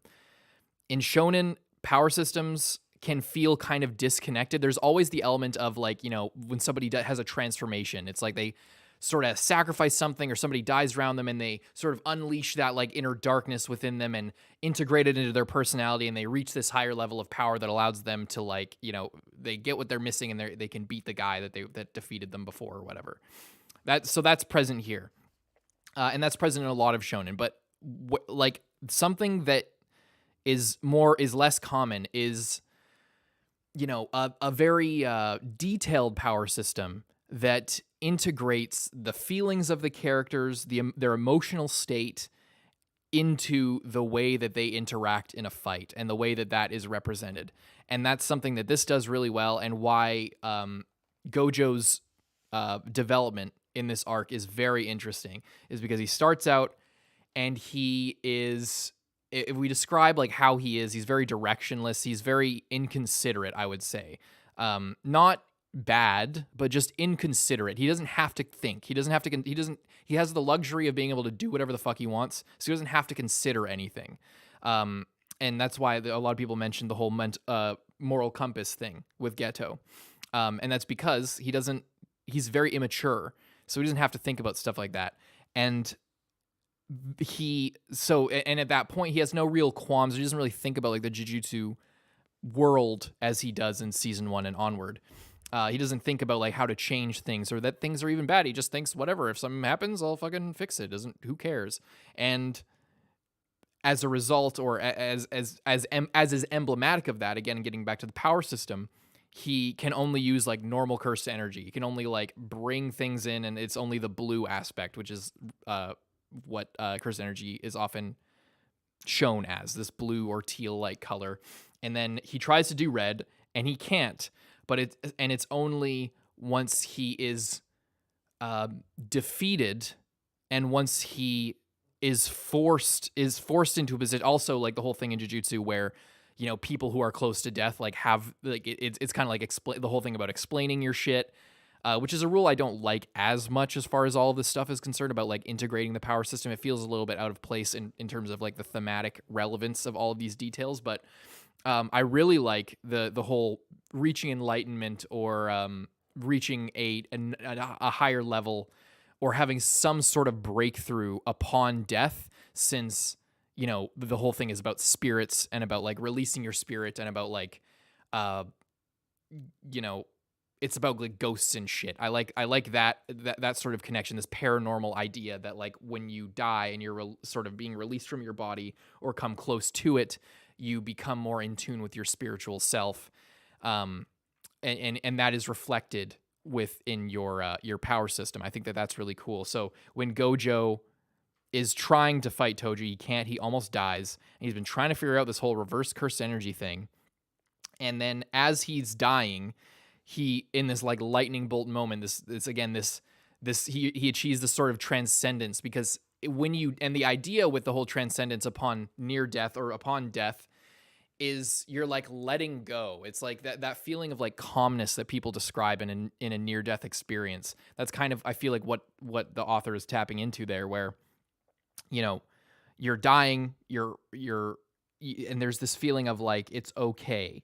And then that's when you let go of things, that's when you get like that little surge of inspiration or that little surge of power. And that's why it's interesting and poignant that Gege uses like a Buddhist symbolism. And again, I'm not a Buddhist. I'm not super educated in these types of things. But what I do know, or at least what I think I know, is that in the Buddhist sort of doctrine, it's all about sort of anti-materialism in a way, or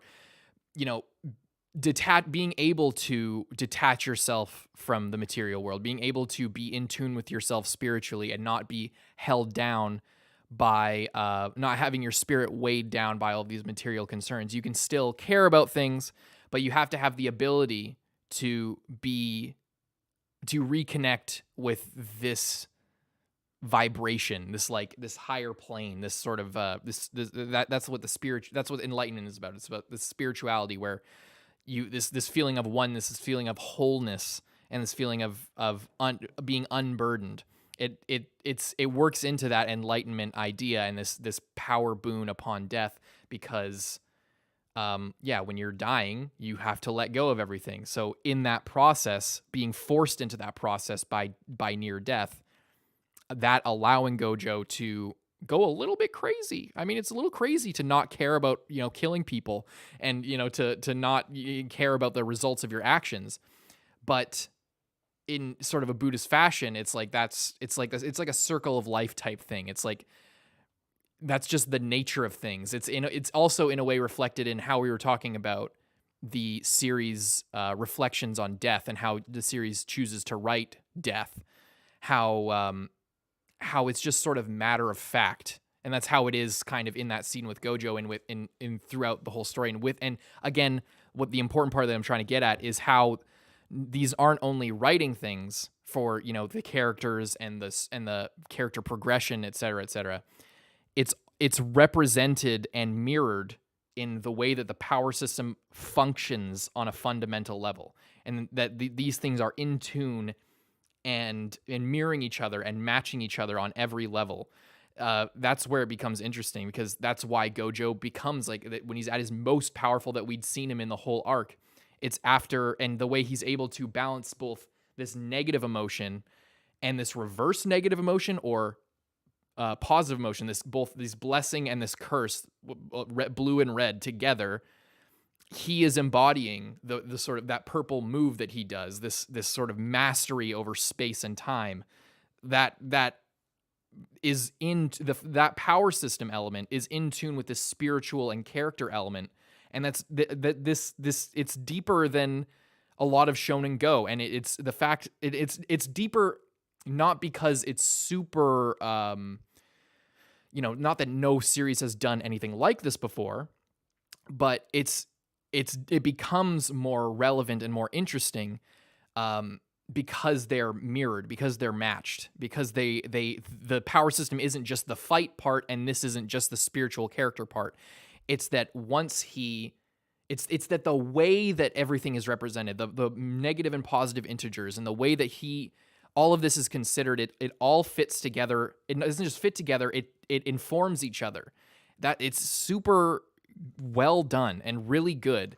And it makes sense that and what I really like about it is that because he's sort of mastering both this blessing and this cursed energy, and this negative and this positive, this bad and this good, he becomes neutral, and that's the source of his power, and being able to detach yourself from it, but still caring so deeply enough to want to change it afterwards. That's like the true spiritual mastery that I would expect personally from a guy who is as overpowered as Gojo.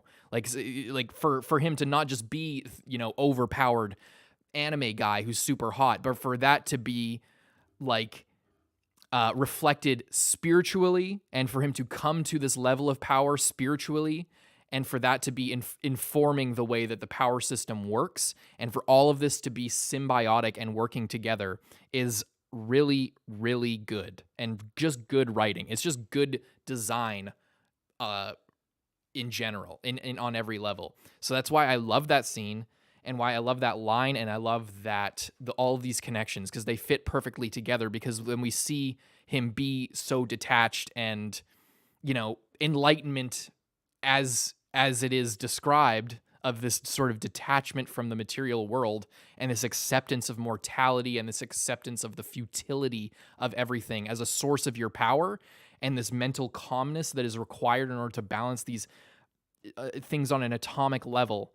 In order to do that, it's like a Dr. Manhattan type thing where you need to, like, what does that do to a person? What that does to a person is it can make them completely unempathetic to human struggles, because that's literally what the process is about. It's about disconnecting yourself from materialism and from the material world, from the physical world. It's so, that's a long rant, but I just love all that shit. I love how all of this stuff mirrors each other and informs each other and works together. It's really, really fucking cool. Thank you for coming to my TED Talk, Lindsay. Yes, I know. I had something to say about that like 15 minutes ago in that discussion, and now I can't remember what it is. But it was a good it was a good rant, so I'll let it slide this time. Thank you.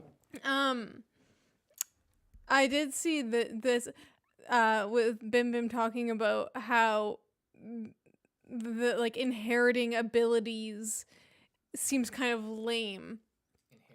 Like how in other series, or in no this one? Yeah. in this, how like, oh, you're from the Zenin clan, you can either get this or not get this, and how they apparently 70 or 80% of your sorcerer potential is just your inherent power. And I think I don't know, I started thinking about this because there was another message about the the clan abilities or the inheritable abilities or whatever. And I think it's kind of interesting because one thing that I like about Jujutsu is that the abilities are quite varied, and it kind of depends on the person. And people have different levels of curse energy, and it kind of limits them or like makes them, go in a different direction or something like that. And that's kind of part of the charm of like people with a like a heavenly pact that don't have a lot of curse energy. They need to, adapt in different ways and are really strong. And like, people like Maki, she needs glasses to be able to see curses, etc., etc. You have people like Gojo, who is like so incredibly strong, and just has like so much curse energy and can like, do all kinds of crazy shit. And but I do understand the whole, like, cause yeah, part of it is, it's cool that like everyone has like their own different thing, but then it is kind of, I don't know, interesting to think about. It's like, oh, okay, now there's a bunch of people that all have like the same ability. So like, like kind of what's the deal with that? And one thing I do like is that it's like different variations of the same ability. Essentially, it's like even with Gojo, it's like the Gojo clan has had people that can have, like partially what Gojo has, or like one part of it or the other part of it, or like, but very few have like been on the level that he's at and been able to like combine it all together and kind of be like the full package deal. And that seems to be the same for like Megami, if like he's really good. I'm sure there's other people who can do a similar thing, but like not quite as good as him. And then one thing that I think really is interesting with and it is like, I can't remember who said it, but how your family can influence it, and that also leads to the structure of Jujutsu society.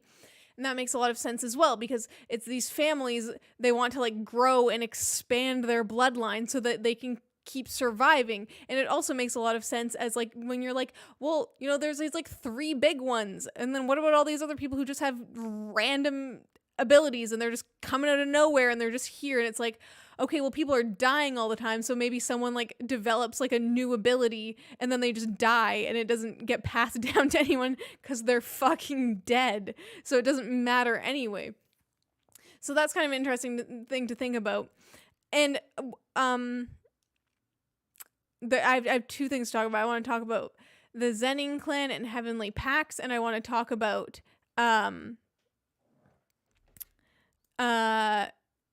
sorry, I'm just blanking for a second, about the 80% of your power is just kind of innate, basically. Like, you can't go past what your predestined potential was, basically. Yeah. I'll be right. I'm gonna go to the bathroom, but I'm gonna listen to what you say. Okay. I think that I'll say the Zenin thing for when Carson gets back. I think it's interesting with the the idea of like you have a certain amount of curse energy, or like you have a certain potential as a sorcerer, and you can't really go much past that. And I kind of like it because I think it sticks with the sort of theme of like, death is an inevitability, and the world just kind of isn't fair, and it's full of tragedy and full of loss. And I like that it's like, some people are just born luckier than others. Some people are just born with more power than others, and you can figure out, you can work around, you can be like Toji, where you were born with literally the opposite of what everyone in the Jujutsu world wants, but he still made it work and was really, really powerful. Or you can be like Gojo, where you're so powerful, but you have to kind of like rein yourself in. Same with Tengen, where it's like Tengen has to literally sacrifice another person every 500 years to not destroy everything as they know it. So it's, I think it's okay, because I think it kind of keeps with like the overall theming of the story, because the story as a whole isn't really like a Naruto-esque thing where it's like, oh, anyone can reach any potential if they believe in themselves enough. Who says you can't go past that? I'm saying like there's a quote or whatever that said that a sorcerer's potential, 80% of it. Gojo said that it's 80% decided, like on based on genetics, and that's fine. I don't have I guess what I'm saying is I don't have a problem with it being 80%, because in the 20% there's a lot of room for creativity. But it also means that someone like Junpei was probably never going to be the most excellent and most powerful sorcerer of all time. Because he like got like manipulated, he like got kind of turned into that by Mahito, and like not everyone is gonna be as powerful, but so you make other solutions and you do other things. But it also means that we're not just gonna have power up after power up after power up, where everyone just like ascends to a new level constantly, and everyone can become like Gojo if they just try hard enough, basically. Yeah, I like it, and it feels very in line. What I like about it is it feels very in line with how Gege has constructed, or how Gege seems to view like society. It just feels, Gege in the first season with all the Junpei stuff talks a lot about school, and obviously it's set in a school, and it's not just for the tropey aspect of it. It seems like Gege might have a lot to say about sort of societal standards for upbringing, and like the way the education system works and shit. And it feels very in line with everything. The fact that because it's a fucked up reality in real life that like most of your success is determined by where you're born and the family that you're born into. And it's a special person. It's a very unlikely person, an unlikely situation, who is born with, not born in the right family. Maybe they're a little bit poor. Maybe, the family has a history of heart disease, or, they're a marginalized ethnic group in a certain place or something. Like, you can't choose that. You cannot it's a harsh reality of life that is tragic, that shit is just decided like that, and there's nothing you can do. So it's like bleak, and it's not normal for a shonen to do that, really. Like Naruto in a way did that eventually. Well, not even in a way, they literally did that. It's like, oh, I'm gonna beat them through hard work, except I'm also basically a prince and have the most powerful demons sealed inside me and can use their power. And, I have all of the best masters, and I'm born in the best village, and, everything, and I'm the reincarnation of fucking a literal god. Like, you know, but I'm gonna do it through hard work. Like, so it's not necessarily uncommon that Jujutsu is doing things in that way, but I really like it. I really like that idea that not because I think it's good that it's like that in real life, but because it reflects real life in a genuine way. Yeah, and if you don't like it and you think that it's unfair, then that's like the story like telling you to like look at these unfairnesses and inequalities in real life, because this is a fictional story, but it is like pulling on things from the real world.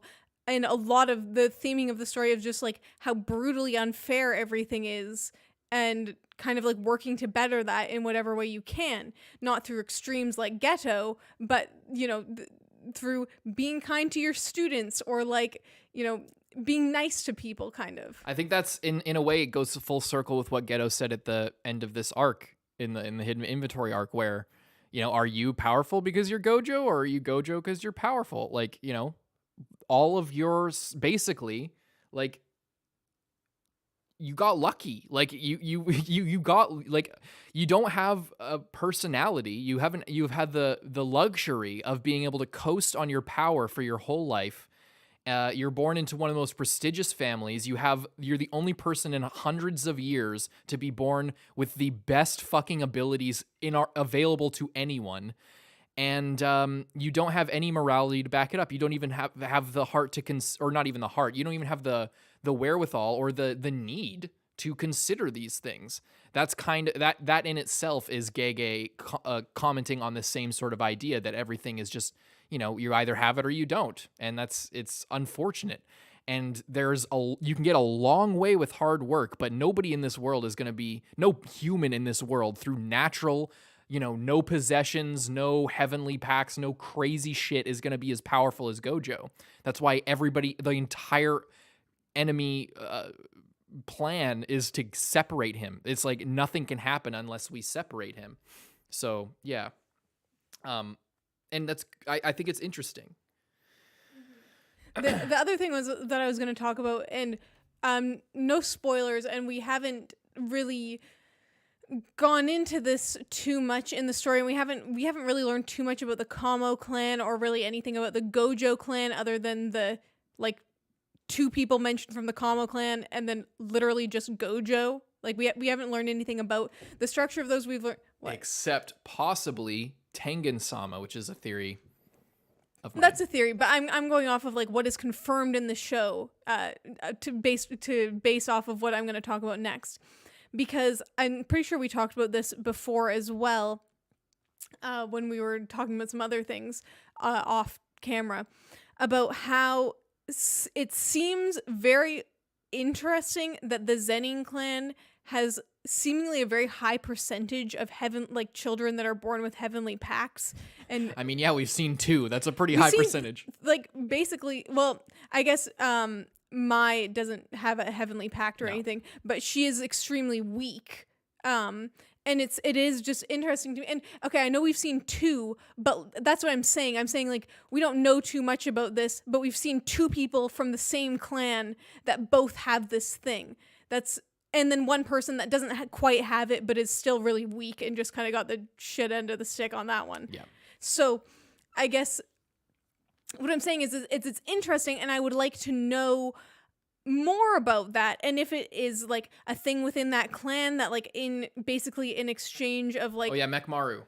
Yes, Mechmaru, but he's not from the Zenin clan. This is specifically about that I'm discussing, of like, I'm wondering if it is kind of like a curse of some of these families, not like an actual curse, but like a thing that like they try so hard to have these really powerful families, and then suddenly like a bunch of the children start getting born that are just completely useless in terms of like their goals and what they think. And if it's maybe something to do with like inbreeding, or because then literally thought that too. because Megami is born because his dad goes out and finds like some random woman completely unrelated.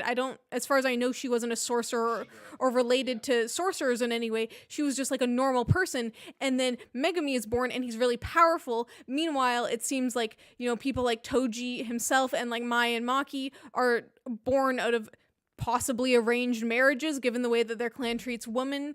And based on that, if it's like if it's almost like a curse to these families, to that clan specifically. We also know that it happened with Mechmaru, but he got the opposite one, where you get tons of curse energy and super weak body. And I wonder if that's something similar, or if it's completely unrelated and they just, the two people that we know that have that just happen to be from the same clan. But I wouldn't be surprised if there is something going on with that. It's possibly also in maybe the other clans as well. Maybe it's in the Gojo clan, maybe it's in the Kama clan, or maybe it's something about that happens more often, or I don't know, or it could just be completely random and I'm just talking about nothing.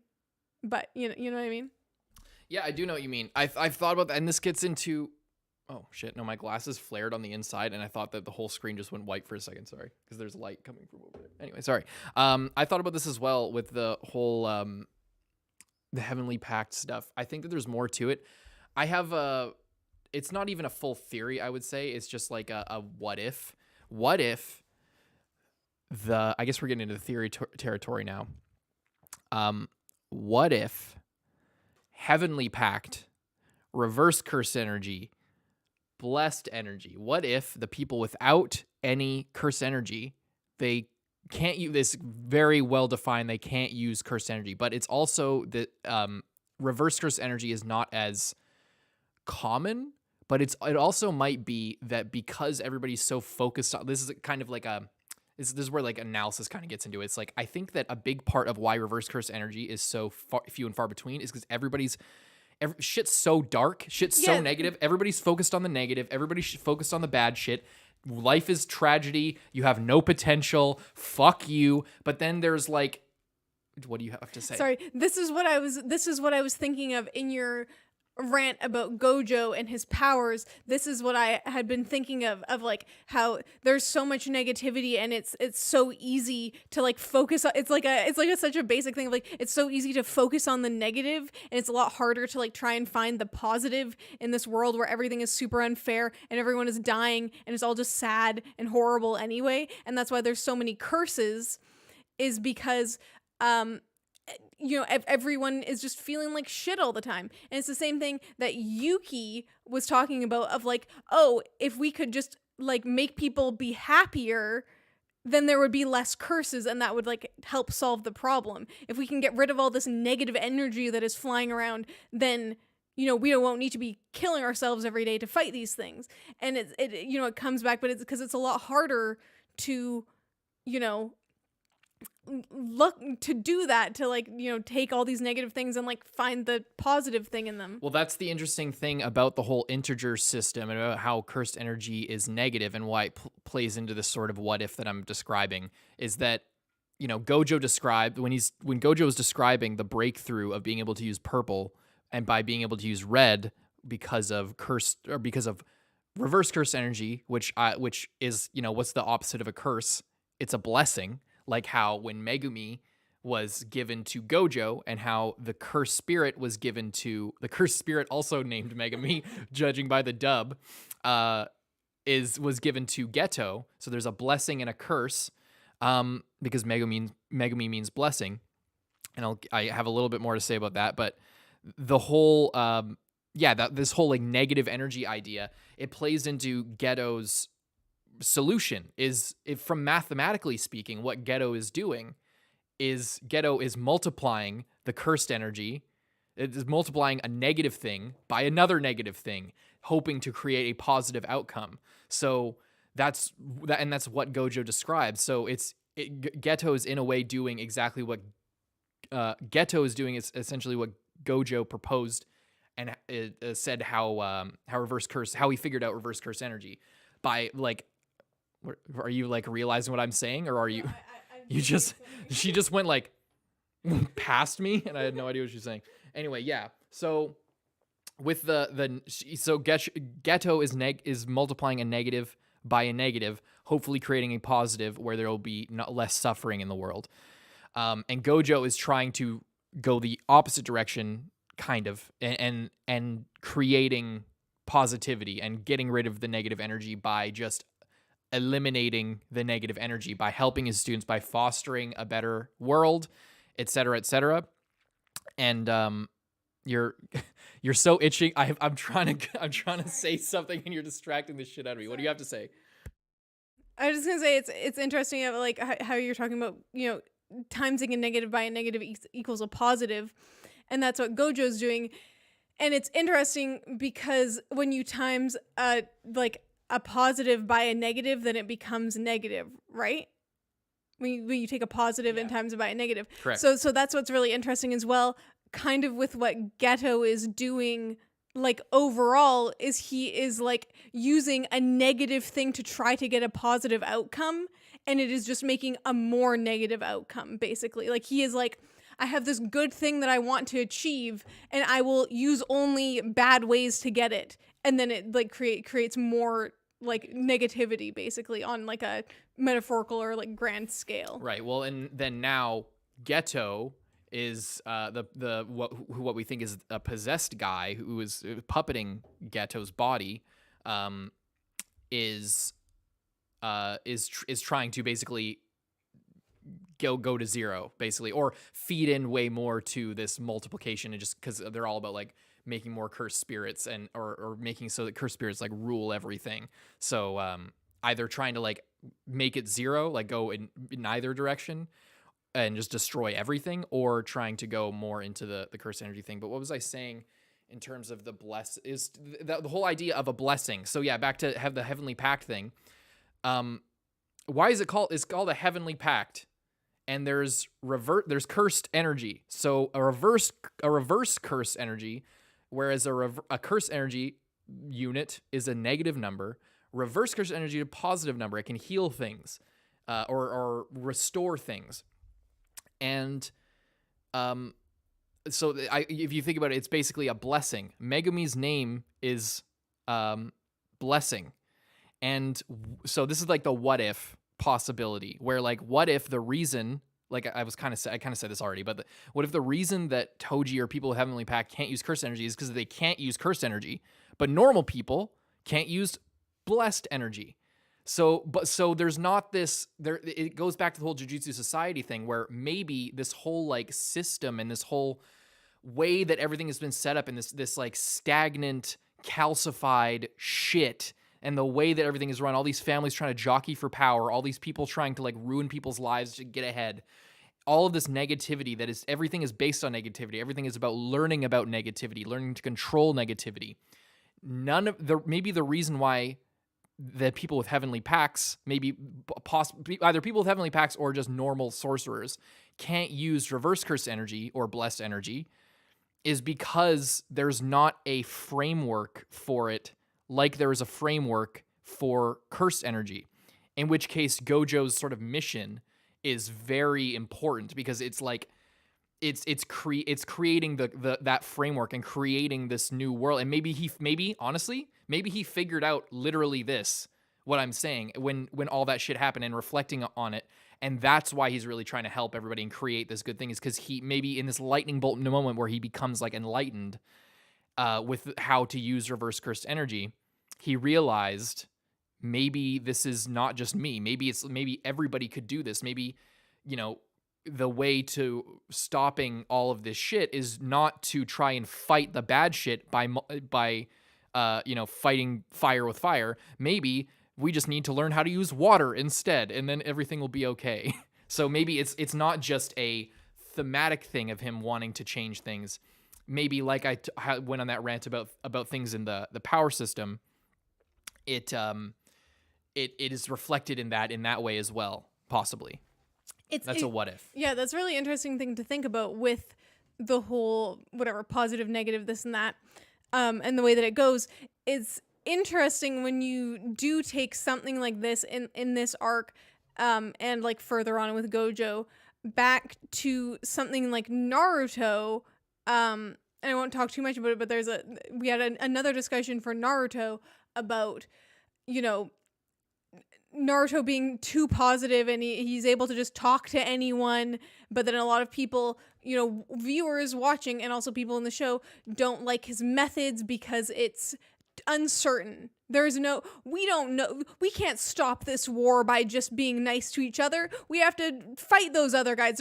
There's no way. We don't know how to deal with this. We have to, everyone needs nukes or else the world will explode. We'll never all get along with each other. So that's just not an option. And it's like, well, if you don't try for that other option, then it will never exist. If you don't try to make like a positive difference in the world, then there won't be a positive difference in the world, because there's no like proven track record of it working on a large scale doesn't mean that it's completely pointless and that no one should ever try for it. And it's kind of like with Gojo's doing. He could just kill all of the people that are in power who he doesn't like, or he could slowly and methodically try to just create a better future, because doing something so drastic would just cause a bunch of other problems and wouldn't create lasting change.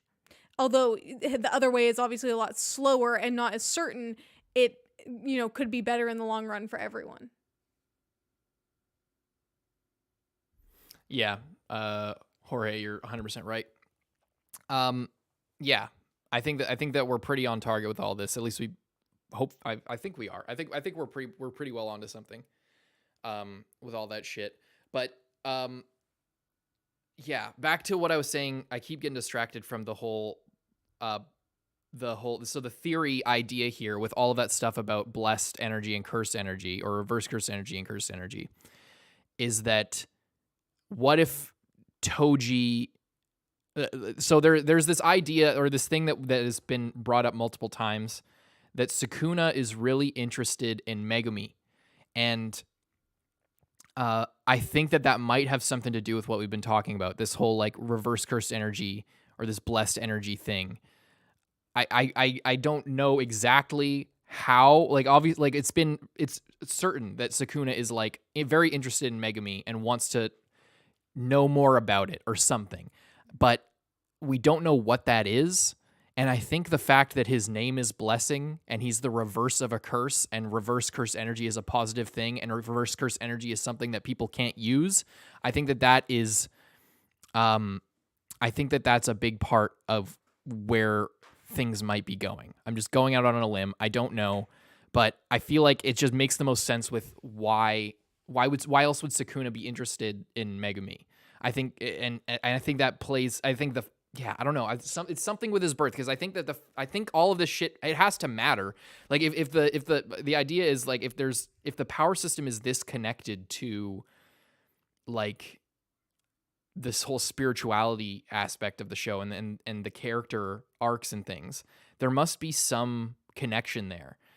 And all of this wordplay of like blessings and curses and shit like that, it has to mean something.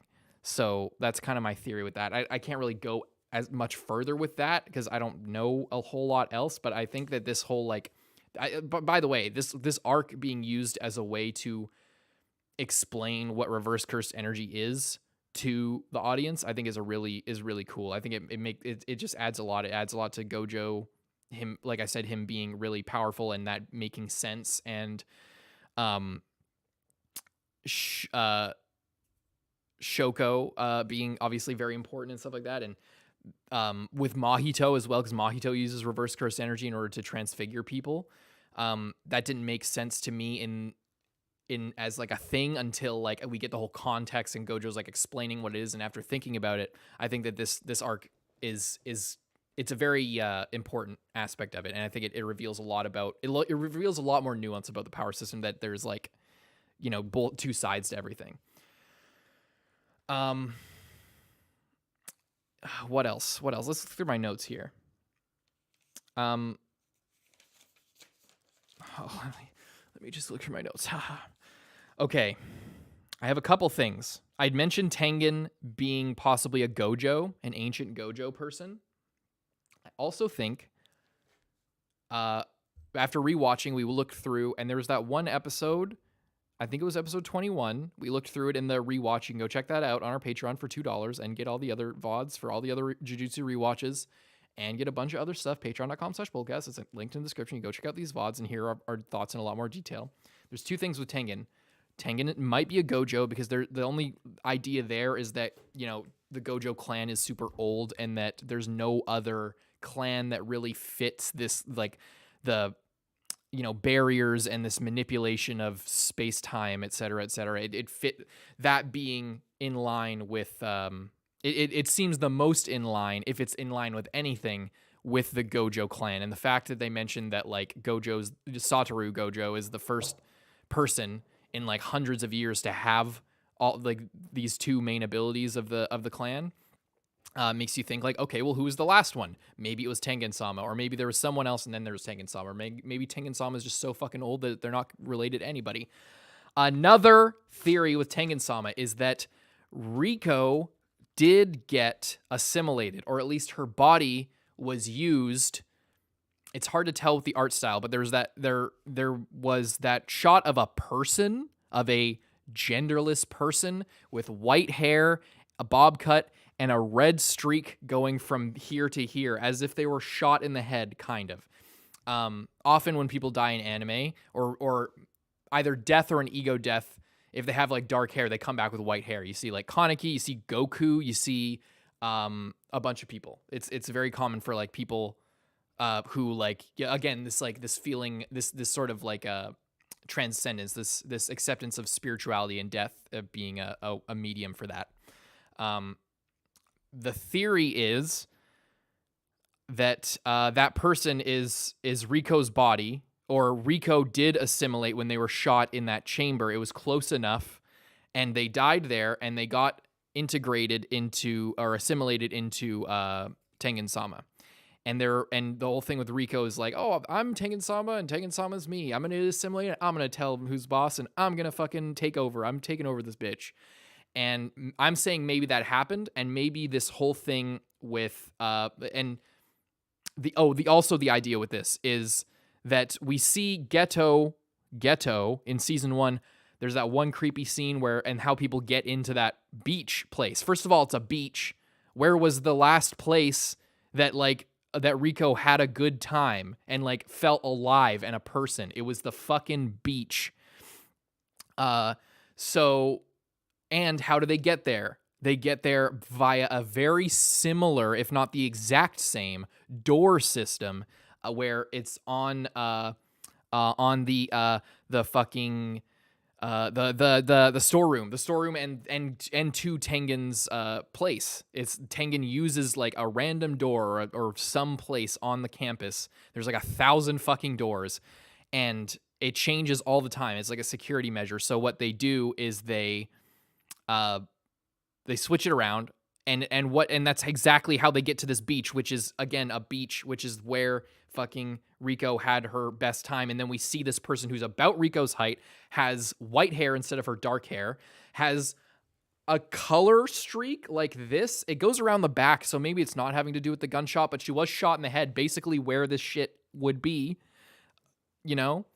The only thing that I don't know about that makes me doubt that this part of it, I think that is Tengen, and I think it is, but I always have doubts. I don't know, but what makes me not know 100% is because you can't tell with the season 1 art style and the season 2 art style whether that's Riko, whether that's Riko's face. It's hard to tell because it's drawn so differently. But yeah, that's sort of my idea. I think that that's Tengen. I think that Tengen and Ghetto. I think that because Ghetto was the last person with Riko, now Ghetto's either mostly possessed or in a Yuji way switching between, or some kind of shit. Maybe there's something there.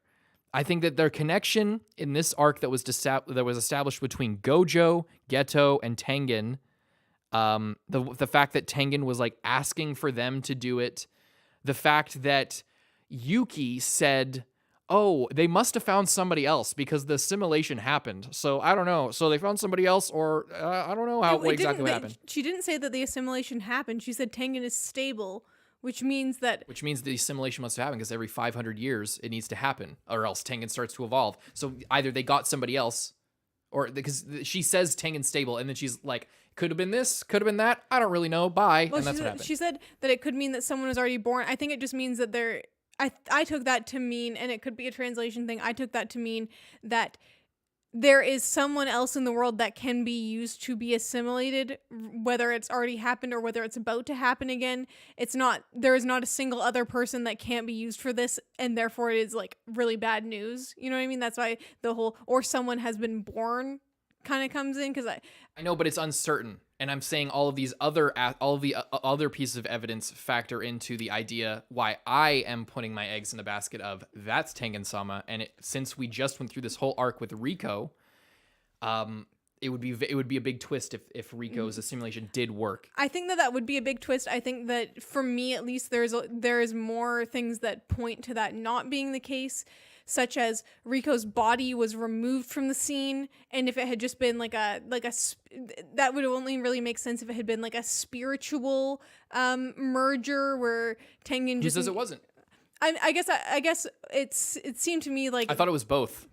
I thought that it was possibly both. I guess what I'm saying is that Riko was quite, close in terms of like the rest of the world, but kind of far away from like the tree in the middle there. Also, the body was removed from the scene. Also, I think that if Riko did assimilate, then it wouldn't factor into the whole theme of Jujutsu having like pointless death and like death for no reason. Her dying for something would kind of ruin the whole thing of that was her dying pointlessly and it was for nothing in the end, and she had this purpose and then wished that she wasn't going to do it, and then it didn't matter in the end anyway. I think also with that person that was on the beach, I think could be, however, in the scene before that when that person was, I can't remember if the person was there or wasn't there. They were only there for that one shot. Okay, but in that episode, Ghetto talked to the other curses about Tengen and was like, oh, we don't really need to worry about Tengen too much. He's pretty much just doing doors, and was like explaining it as if they had never really heard about Tengen before. That's true. Other than they had just heard like in the Jujutsu world people mentioning Tengen, but it was like they didn't have any idea about it, which wouldn't really make sense. If they had been working with Tengen, they probably would have like known about that. Well, maybe maybe they're keeping it secret, and this person who's either Ghetto's keeping it secret, and that's Ghetto talking, or the person or the person or thing or whatever that is possessing Ghetto is keeping their cards close to their chest, and this person is doing doors, but they don't know that it's Tengen. They think it's like somebody else. I don't know. I just think it's weird that we had this whole arc with Tengen and Ghetto. The last person who was going to be assimilated into Tengen was with Ghetto. Then we see a person looking roughly the same age, genderless, but as we learned, Tengen is a genderless being. They say he because it's just easier, I guess, for people to pick up. Or possibly the people who did the subs said he to throw us off the scent of it being actually Riko assimilating and being this genderless or feminine person. I think that was something I thought of actually after that. Like maybe the reason why they say he isn't a grammatical thing is just because they don't want to say they or they don't want to say she, so they say he because maybe they read the manga and they're like doing anti-spoiler jutsu. I don't know. We are not going to watch the Shibuya trailer. But that was one thing. I don't know about that, the fucking Tengen thing. I talked about the Megumi equals blessed spirit before. I have Yuji equals Kamo descendant, and I have Kamo equals Sukuna. So the umbrella theory, just to put it short, is that we think that Ghetto is possessed by Kamonori Toshi, the ancient guy who is the ancient scientist, fucking blood magic user guy who is evil as fuck, and that's all we know about him. He seems like he's set up to be like a Mamoru Uchiha-esque figure who's like this ancient bad motherfucker. And also, Kamo equals the Kamo equals Sukuna. I went back to episode 1 or 2 or 3 or whatever it was, and Gojo, and there's a bunch of translation errors in this episode, I think, but they say that Sukuna, Ryomen Sukuna, is a title. It is the title of like the King of Curses, not the name of the guy who became Sukuna. So Sukuna was a sorcerer who became a fucking curse spirit, and his rank was his title, not his rank. His title was Ryomen Sukuna. And so that leaves it open for him to be maybe somebody that we know if they're changing his name, possibly. And I think the fact that he has with the whole umbrella theory, with Ghetto being associated with religion, with being a monk, he's like a fake monk, and he's now running this whole religious group, and he's now maybe possessed by possibly the idea. So like the theory would be then, if those two things together, is that with the umbrella theory and Kamo equals Sukuna, is that or at least Sukuna is equaling a Kamo figure. We talked about this a lot. I'm not 100% on this. I don't think it's really true, but there's weird things where, oh no, there was the poison thing. So that was the thing. It was, yeah, okay, shit, I'm going down a road that I shouldn't have gone down.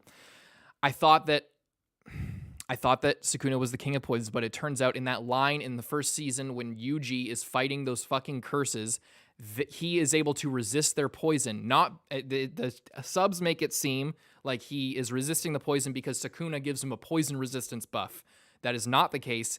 The case is he is able to resist their poison, and it makes sense. What Nobara is saying is it makes sense that he can resist these other cursed people poison, is because he was able to swallow the finger, and that is a deadly poison. Therefore, it makes sense that he would survive this poison. So I don't know where I'm going with this. I'm lost. Yeah, I thought that the shrine. Just to finish the shrine thing. Ghetto, religious guy, fucking shrine shit, and Sukuna's domain expansion is malevolent shrine, and there's blood everywhere. So if there's a connection between Sukuna and the fucking Kamos, that would make sense because there's blood all over the fucking place. It could just be he's evil demon guy. I don't know, but and then it's also a shrine. So there's that. So there's multiple little like thematic points of connection here that I've noticed. I don't know what that means. I don't know if people are reincarnations of somebody, if somebody's a cursed spirit of this guy, or if somebody's the parent or child or grandchild or descendant of people. But I have that down as well. That's where the whole UG equals Kamo, because maybe that's why he could resist their poison, was because maybe they're related. Maybe because I don't know. I don't know about that. Maybe it's just if he has a heavenly pact, he can do it because of that. But I don't think Maki could have survived it the same way. Well, there's also different like variations of heavenly pact as well. Like obviously Toji had a very different one where he had like absolutely zero curse energy and was like way more strong than Maki or Yuji. And then I think it's that like Maki is like basically a normal person but is really strong because she was supposed to be a sorcerer. So there's differences there, and I think that, I mean, maybe Maki's never tried eating a deadly poison, or maybe it's something with Yuji's pack. Like maybe Yuji has a better pack than her because it kind of just seems random and you get what you get, and that's kind of the point of the heavenly pact. But what I was saying is, to me, ever since you first brought this theory up, I just can't really get behind it because I feel like everything that I remember your original argument, and I feel like at this point, everything that your original argument was based off of has kind of been disproven at this point. But what about the umbrella theory? Because the same shit happened with that. Now you come over to my side. What? The umbrella theory, the only thing was there was no umbrella. But everything else about it pointed in a direction. And I agreed with you the entire time about everything other than the umbrella. So what I'm saying is I don't think that Kamo and Sukuna are the same person. I don't think that they're related. I don't think that Kamo was being possessed by Sukuna. I don't think that anything to do with that. I think that Kamo was just a different guy. Sukuna was a different guy.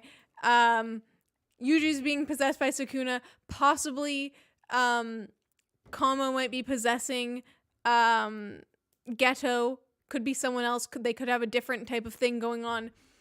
But I feel like it is different. They're not, to me at least, I don't think that there's really any evidence that they're the same person, because I think a lot of your evidence was like the blood thing, which was a mistranslation. There was the fact that they were both like super evil, or like that we. Who was super evil? You're talking about a different thing. Who's super evil? You're talking about the Sukuna equals Kamo. Yes. I'm talking about like 5 different theories, so I guess that's fine. But. Yeah, I was just going back to like the basis of that theory, and that I feel like it doesn't. Well, similarly with the umbrella theory, there was no umbrella. The only person with an umbrella was like, we were calling it the umbrella theory, and you were fixated on the umbrella, but me and the rest of the chat. You were not. No, you're acting like you. Oh no, you're acting like you were on my. See, look. This. Everyone, don't look at them. Don't look at them. I still don't understand why Carson's whole theory was hinging on a freaking umbrella. And Lindsay was like, "I agree so hard with you, but why the umbrella?" After we went back and watched everything, and I got more evidence. That in the first place. Shut up.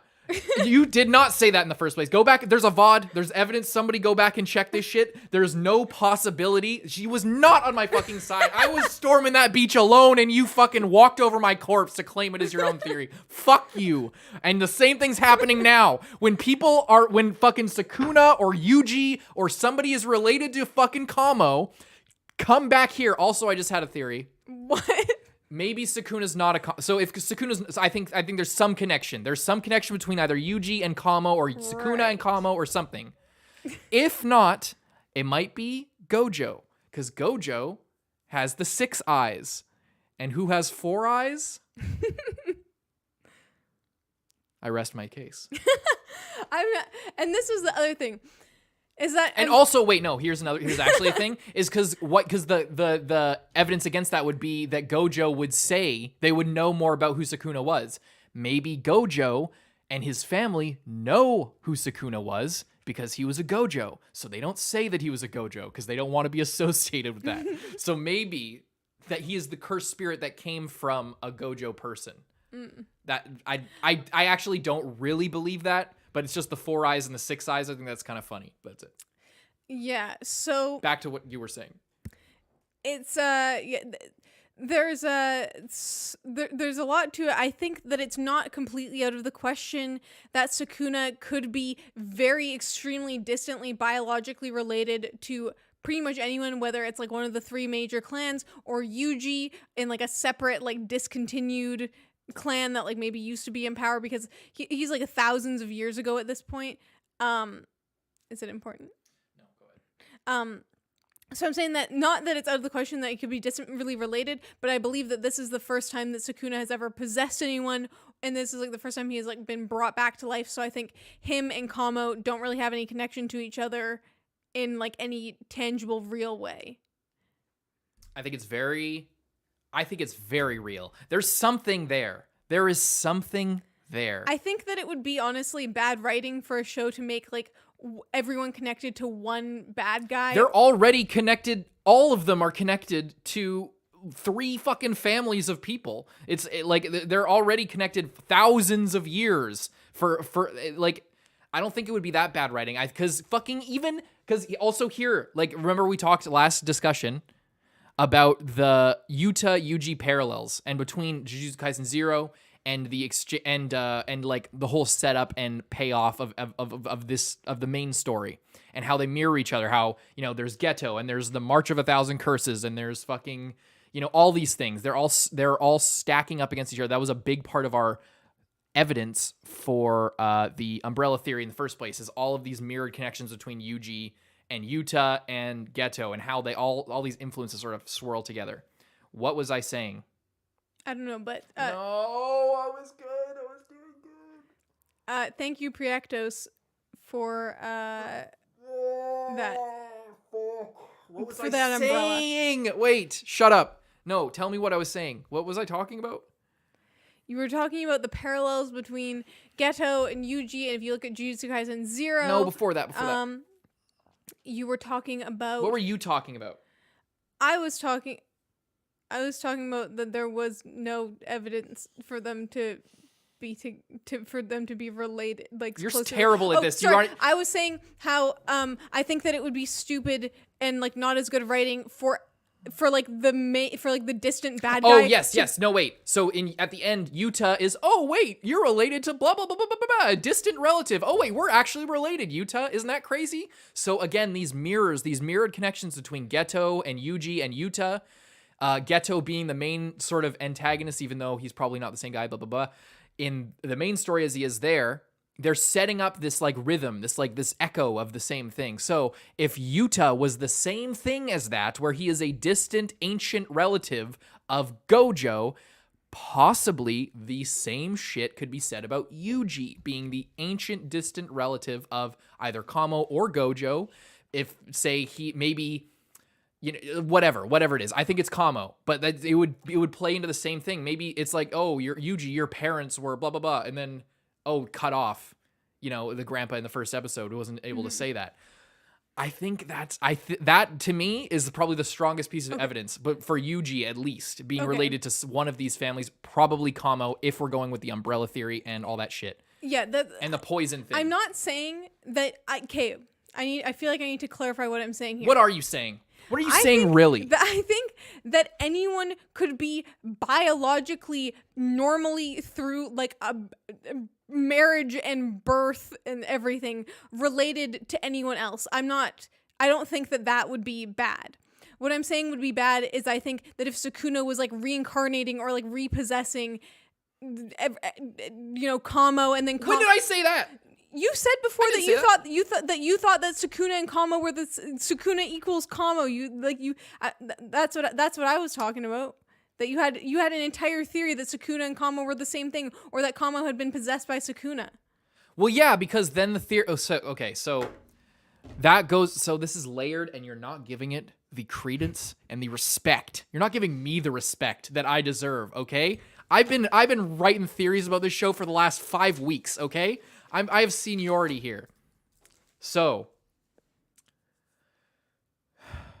the root of the idea comes from the idea that Sukuna is possibly related to the Kamo clan. He was an ancient sorcerer. Maybe all three, possibly. Maybe he's like the root and they all spread out from him. That's what we talked about in the Holy other shit. One. Sorry.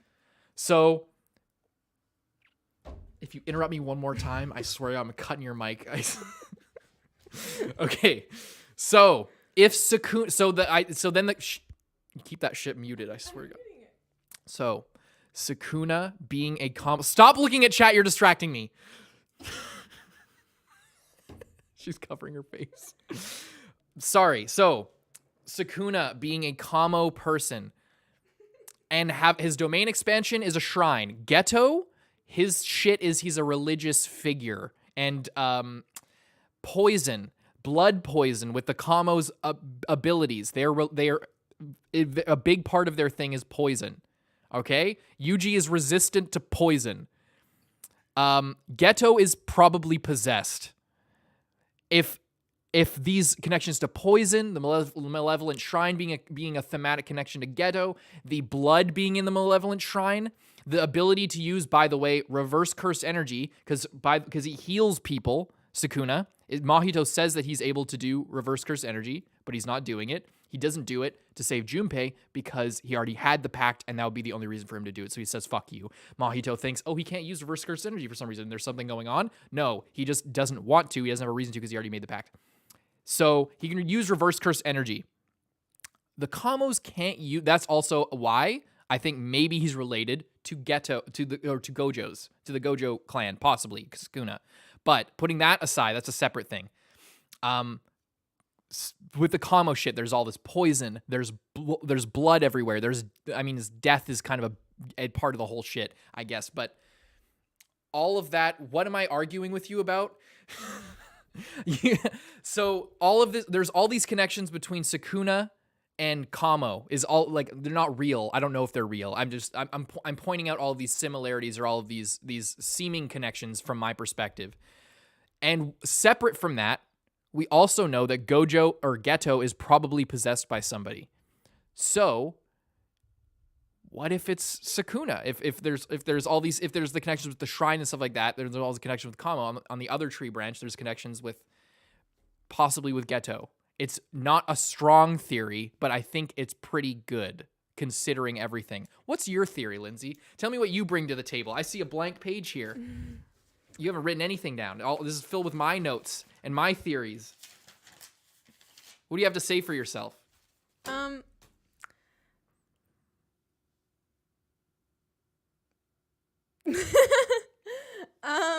I don't know. I don't really think. I think that there is a possibility of Sukuna being related to who knows who. He could be related to Yuji. He could be related to anyone at this point. There also the theory that we had that Sukuna was possibly related directly to Yuji was that like that could be part of the reason why he was able to take over Yuji and also why Yuji was able to resist him. Yeah. In that like in the 1 in a million chance or whatever, if it was just like part of his it could be whatever heavenly pact he has. It could also be possible genetic similarities. Yes. So yeah, that's the genetic similarities. That's why I thought because the reason why. So I started out thinking maybe Sukuna, the cursed spirit, is like when sorcerers die, sometimes they become cursed spirits. Mm-hmm. That's why I thought it was Kamo. Because like we know that he probably went on, and then we hear separately about this ancient guy who is evil, and then this ancient guy who turned into a cursed spirit who wasn't named that is now Sukuna. So I thought that, but then you pointed out the age difference and the time difference. The Meiji period was like 100-something years ago, so like not that far. Sukuna was way further, probably like 500 years or something like that. I think maybe they more. said like 1,000. Yeah. So Tengen-sama is around that older. Yes. So the idea. Oh, by the way, no, I'll save that. I'll save there's like the 3 clans, and there's Tengen-sama, Sukuna, and then there's the person from the other clan. So maybe Sukuna is a Zenin, if Tengen is a fucking person. I don't know. Or maybe no. What if Tengen's a Zenin with the whole with the whole how Megumi is able to summon shit from the storeroom? Yeah, it would be interesting. I'm getting off track. Sorry. So with to finish up what we were just talking about with Sukuna and Kamo. So the idea that I came up with was Kamo equals Sukuna. Kamo technically couldn't because of the age difference. That's why I thought about the possession, why Sukuna possessed, or that because Sukuna possessed Kamo. Because we don't know if Kamo was possessed or not. Maybe Kamo was possessed by somebody, probably by Sukuna, and maybe that's why he did all this terrible shit, or maybe not. Maybe he wasn't, but that might explain the connection with Yuji being possessed as well. It might just be chance that they're both saying they're like. I'm trying to establish like a series of synapses firing in a pattern here. Mm-hmm. There's like a bunch of things that are connected, and I don't know how, but they all have to be connected. Yes. I'm done. I think that it. One second. I think that. Shit, now I've lost what I was going to say. I thought of something good, and then you kept talking, and then I had something else to say, and now I can't really remember any of it. What were you just saying? About Tengen-sama, about... Oh, yes. So we have discussed before about, if... Because we don't really know too much about anyone famous from the Zenin clan. I was thinking it would be interesting if it is a thing, like we talked before, of like how Sukuna could be like, you can trace a lot of this stuff back to him or whatever, like, or if these 3 clans are like 3 different like branches after him, or if he was separate, or if he was from one of them, if whatever. I was thinking that it's very, very interesting how Sukuna, he was a sorcerer, but he supposedly had 4 arms and 4 eyes. That was when Sukuna was Sukuna, not when Sukuna was the sorcerer. When Sukuna became Ryomen Sukuna, the fucking cursed demon king. Okay. So, but how did he do that? So that we don't know, but we know that Jujutsu sorcerers, when they're not killed with cursed energy, they become, or they can become, cursed spirits. Mm-hmm. Then how did he like turn into fingers? Well, I mean, we've seen cursed spirits. They're fucking crazy. How does Hanami have a flower on their shoulder? How does Jogo have a fucking volcano on his head? You know, how does he have one eye? Like, the idea would be that he was a person and then he became a cursed spirit somehow with this process of dying without cursed energy. And then they just transformed into, and also, here's no, wait, hang on. Don't look at chat. The answer might be reverse cursed energy, because Sukuna heals people, so maybe reverse cursed energy, and Mahito uses reverse cursed energy to transmogrify people into random shapes. So what if Sukuna could likely do the same thing, which would give them 4 arms to be like imposing or something, or to be like their ultimate spiritual awakened form. What I was this is a similar, like, just kind of throwaway theory, but I was just thinking about how Sukuna had, like, clearly a lot of cursed energy, as well as was very, like, physically strong and, like, physically impressive by the way that he has 4 arms and extra eyes and shit. So he's, like, super strong. And I'm just thinking that's kind of interesting how, like, now it's almost either or. Like, if you have a lot of cursed energy, then you're kind of like, sometimes you're weak, like with the Heavenly Pact thing, and how it's like, it's almost like a way of, like, the universe making sure that someone like Sukuna can't be born again, because you can't have both. You see what I'm saying here? No, I don't. And I'm not saying that this, like, necessarily means anything. I'm just discussing it because I just thought of it, of, like, how Toji gets to be super incredibly, superhumanly, physically strong. Okay, guys, I was wrong about the fucking, relax, everybody. Hey, everybody, fucking calm down. Okay, fine. He doesn't use reverse curse energy. Okay, all right. Okay, holy shit. Relax. Anyway, go on. I'm just thinking about how Sukuna, this guy from, like, whatever, thousands of years ago, and obviously we don't know the whole story, we don't know everything, but he was, like, excessively physically strong, as well as excessively a lot of cursed energy. So he had, like, both sides of, like, what now someone might get one side of, and for a Heavenly Pact is kind of what I'm saying. Of, like, if you put Mechmaru and Toji together, that would be, like, absolutely fucking ridiculous. You know what I'm saying? So I guess what I'm kind of exploring is, like Sukuna, kind of, as far as I know, or as far as I'm speculating in this, like, basically had that. He, like, had both side. He was ridiculously powerful in both ways, and, like, now people don't get to be that. Like, you are one or the other, or, like, a medium normal level. You know what I mean? Are you speculating that like a curse was placed on everyone to make sure that nothing happened again like that? Possibly, or just like a fate, or, like, universe. I don't like know. a correcting, like cosmic correction. Yeah, of this huge oversight that, like, allowed this to happen. You know, I don't know. What the fuck are you guys? What, you guys making fun of me? You guys call me autistic? What the hell's going on here? If you're half true, half wrong, the story is not so complex. I think you're, fuck you. You're wrong. No, I'm just kidding. I think the story is that complex. I think it is that complex. And if you're a manga reader, I want to hear it from you.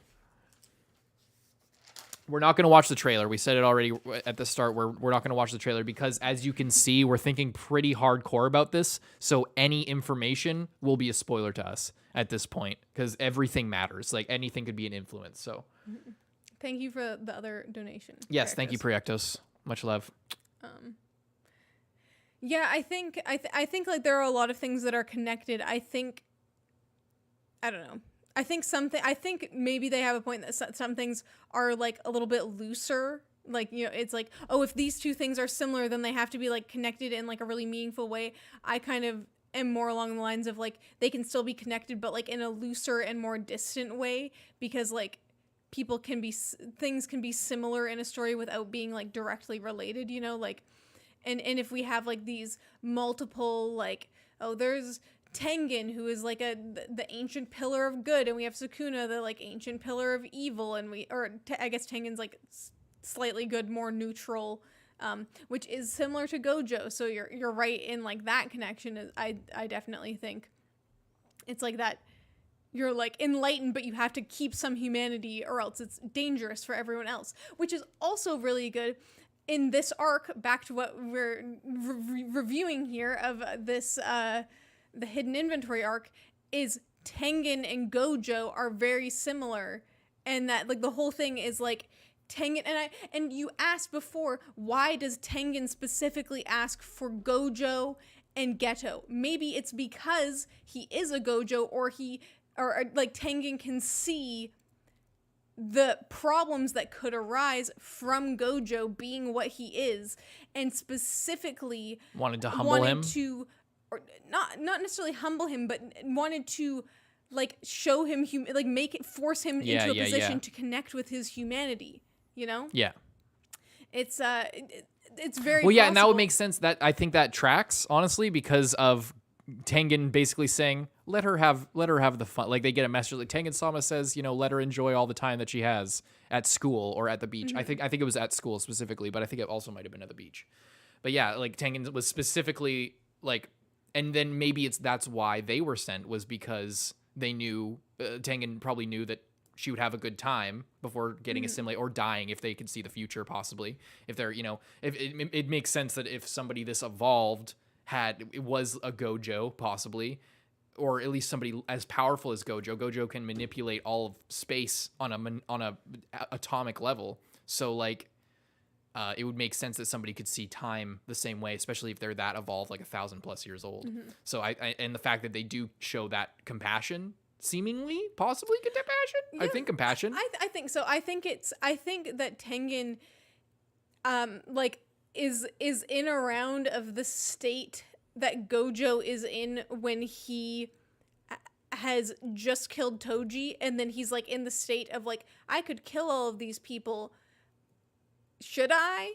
And I think that is what Tengen is like trying to stay away from. I think that Tengen like gets to that point, or has gotten close to that point before, or has felt that way before, and then is like, I need to not do that because I don't actually want to do that. I need something to tie me into humanity, into this world, so that I won't just do whatever. Because when you get at that point, if nothing matters to him, if he didn't have Ghetto to tell him no, then he could just do whatever. And or if he didn't evolve, right? Like if he didn't grow, because like we talked about, like I went on that big rant about like the whole spirituality mirroring and informing the power system and them reflecting each other. Like, you know, it does make sense that like Tengen, who is this literal godly figure, this religious figure to these people, sort of in a way fighting with this, you know, this transcendental spiritual aspect, and this part that needs to be human and actually care about the problems of people. And, you know, but, you know, having a responsibility to maintain the status quo, and also, you know, it's layered. And I think that battle is what requires the sacrifice of people, and it's bad and good, and you know. Yeah, it doesn't make much sense, because while it made Gojo connect with his humanity, it had the opposite effect on Ghetto. Well, that's okay if it had the opposite effect on Ghetto, because like clearly stated by Ghetto in that conversation on the road with Gojo, it's that Ghetto simply is not capable of causing the destruction that Gojo is. It doesn't matter if Ghetto, and I think that's Ghetto's whole story, is that he kind of got like lost in the cracks. Like Tengen specifically requested Ghetto and Gojo, and it's like, that's because they were a team. Like, it wasn't like they were separate guys and they got put together for this mission. They were already together. And I don't think that it was part of Tengen's plan had really anything to do with Ghetto, if he was trying to look out for Gojo, because I think when you compare the two of them, Ghetto doesn't matter. Ghetto was like Gojo is the one who could eliminate everyone like instantly with like without breaking a sweat. Ghetto couldn't do that, you know? So I think that's how it still makes sense, even with, you know, it having the opposite effect on Ghetto. It's like Ghetto just got abandoned. His feelings and his story wasn't thought about, you know? He just was there. He just got swept up in something else. Oh, I didn't mention this earlier. I should have mentioned this way earlier when we were talking about Toji. Did you guys notice that Ghetto was wearing Toji's clothes when he went evil? When they were when we see Toji at the start when he's like talking on the phone and stuff and like making deals and puts up the bounty, and he's wearing like a black sweatshirt and sweatpants. And then when Ghetto goes evil and he shows up next to Shoko and then has that big breakup scene with Gojo, he's wearing literally Toji's clothes. Oh, yeah, Gojo's different, that's true, but still Gojo's still close to going down that road. If he only cared about Gojo, he would have sent him alone, right? Absolutely not. The entire point is to make him care about other people and about humanity. So sending him on a mission alone would further isolate him. Whereas sending him with someone like Ghetto, who at that point was 100% like in his beliefs of like being a good person or, you know, not killing people needlessly. Because at that point, Ghetto was Gojo's moral compass. So it makes sense that he would... That you know what I'm trying to say? I think so. Yeah. Well, that's all I have. And I feel like we've talked a lot. We're about 3.5 hours into this shit, I think. I think we call it there. I'm excited. I'm really excited for this next arc. I'm a little scared because it's been hyped to high hell, and I'm afraid of that because whenever that happens, it's not as good as people say, in my experience. It's very rarely as good as people say. But, yeah, I feel like we've talked about our predictions like at length for the last 3 hours, in a way. I feel like we've talked about theories and predictions like the whole time.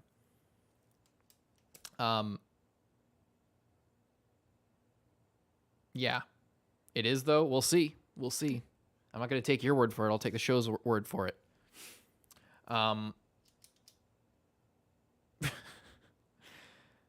don't know what else to say. I'm excited. This was a great arc. I've sung its praises for the last 3 hours, and I'm glad you guys tuned in for this. Thank you for tuning in. Again, last reminder, if you want to check out our rewatch of this arc, or just the uncuts of our reactions of the whole show, you could check out our Patreon and get all the uncuts for our higher tier, or you can get for our lowest tier, or available to all of our patrons, $2 minimum, is all the VODs for the rewatch of this arc, the rewatch of season 1, and the rewatch of the movie, and all of we pause for a lot. It's like a lot of content and a lot of theories, a lot of crazy speculation. It was a lot of fun to do. So I urge you guys to go check that out. We're also doing Fruits Basket now, which will be coming to YouTube next week. I'm pretty sure if the copyright, we've been having troubles with copyright on YouTube. Not going to lie to you. So that'll definitely influence how we do things. But, for those of you guys who are here, definitely check out the Fruits Basket reactions when they come out. And, yeah, just hope you guys enjoyed the stream. Thank you guys for tuning in. And I guess we'll see you in the next one. Is there anything else you want to say? Nope. Bye-bye, everybody. Say goodbye. Bye. Say goodbye. Goodbye. Okay, see you guys next week. Oh shit, Dark Shadow with the $10. Love you.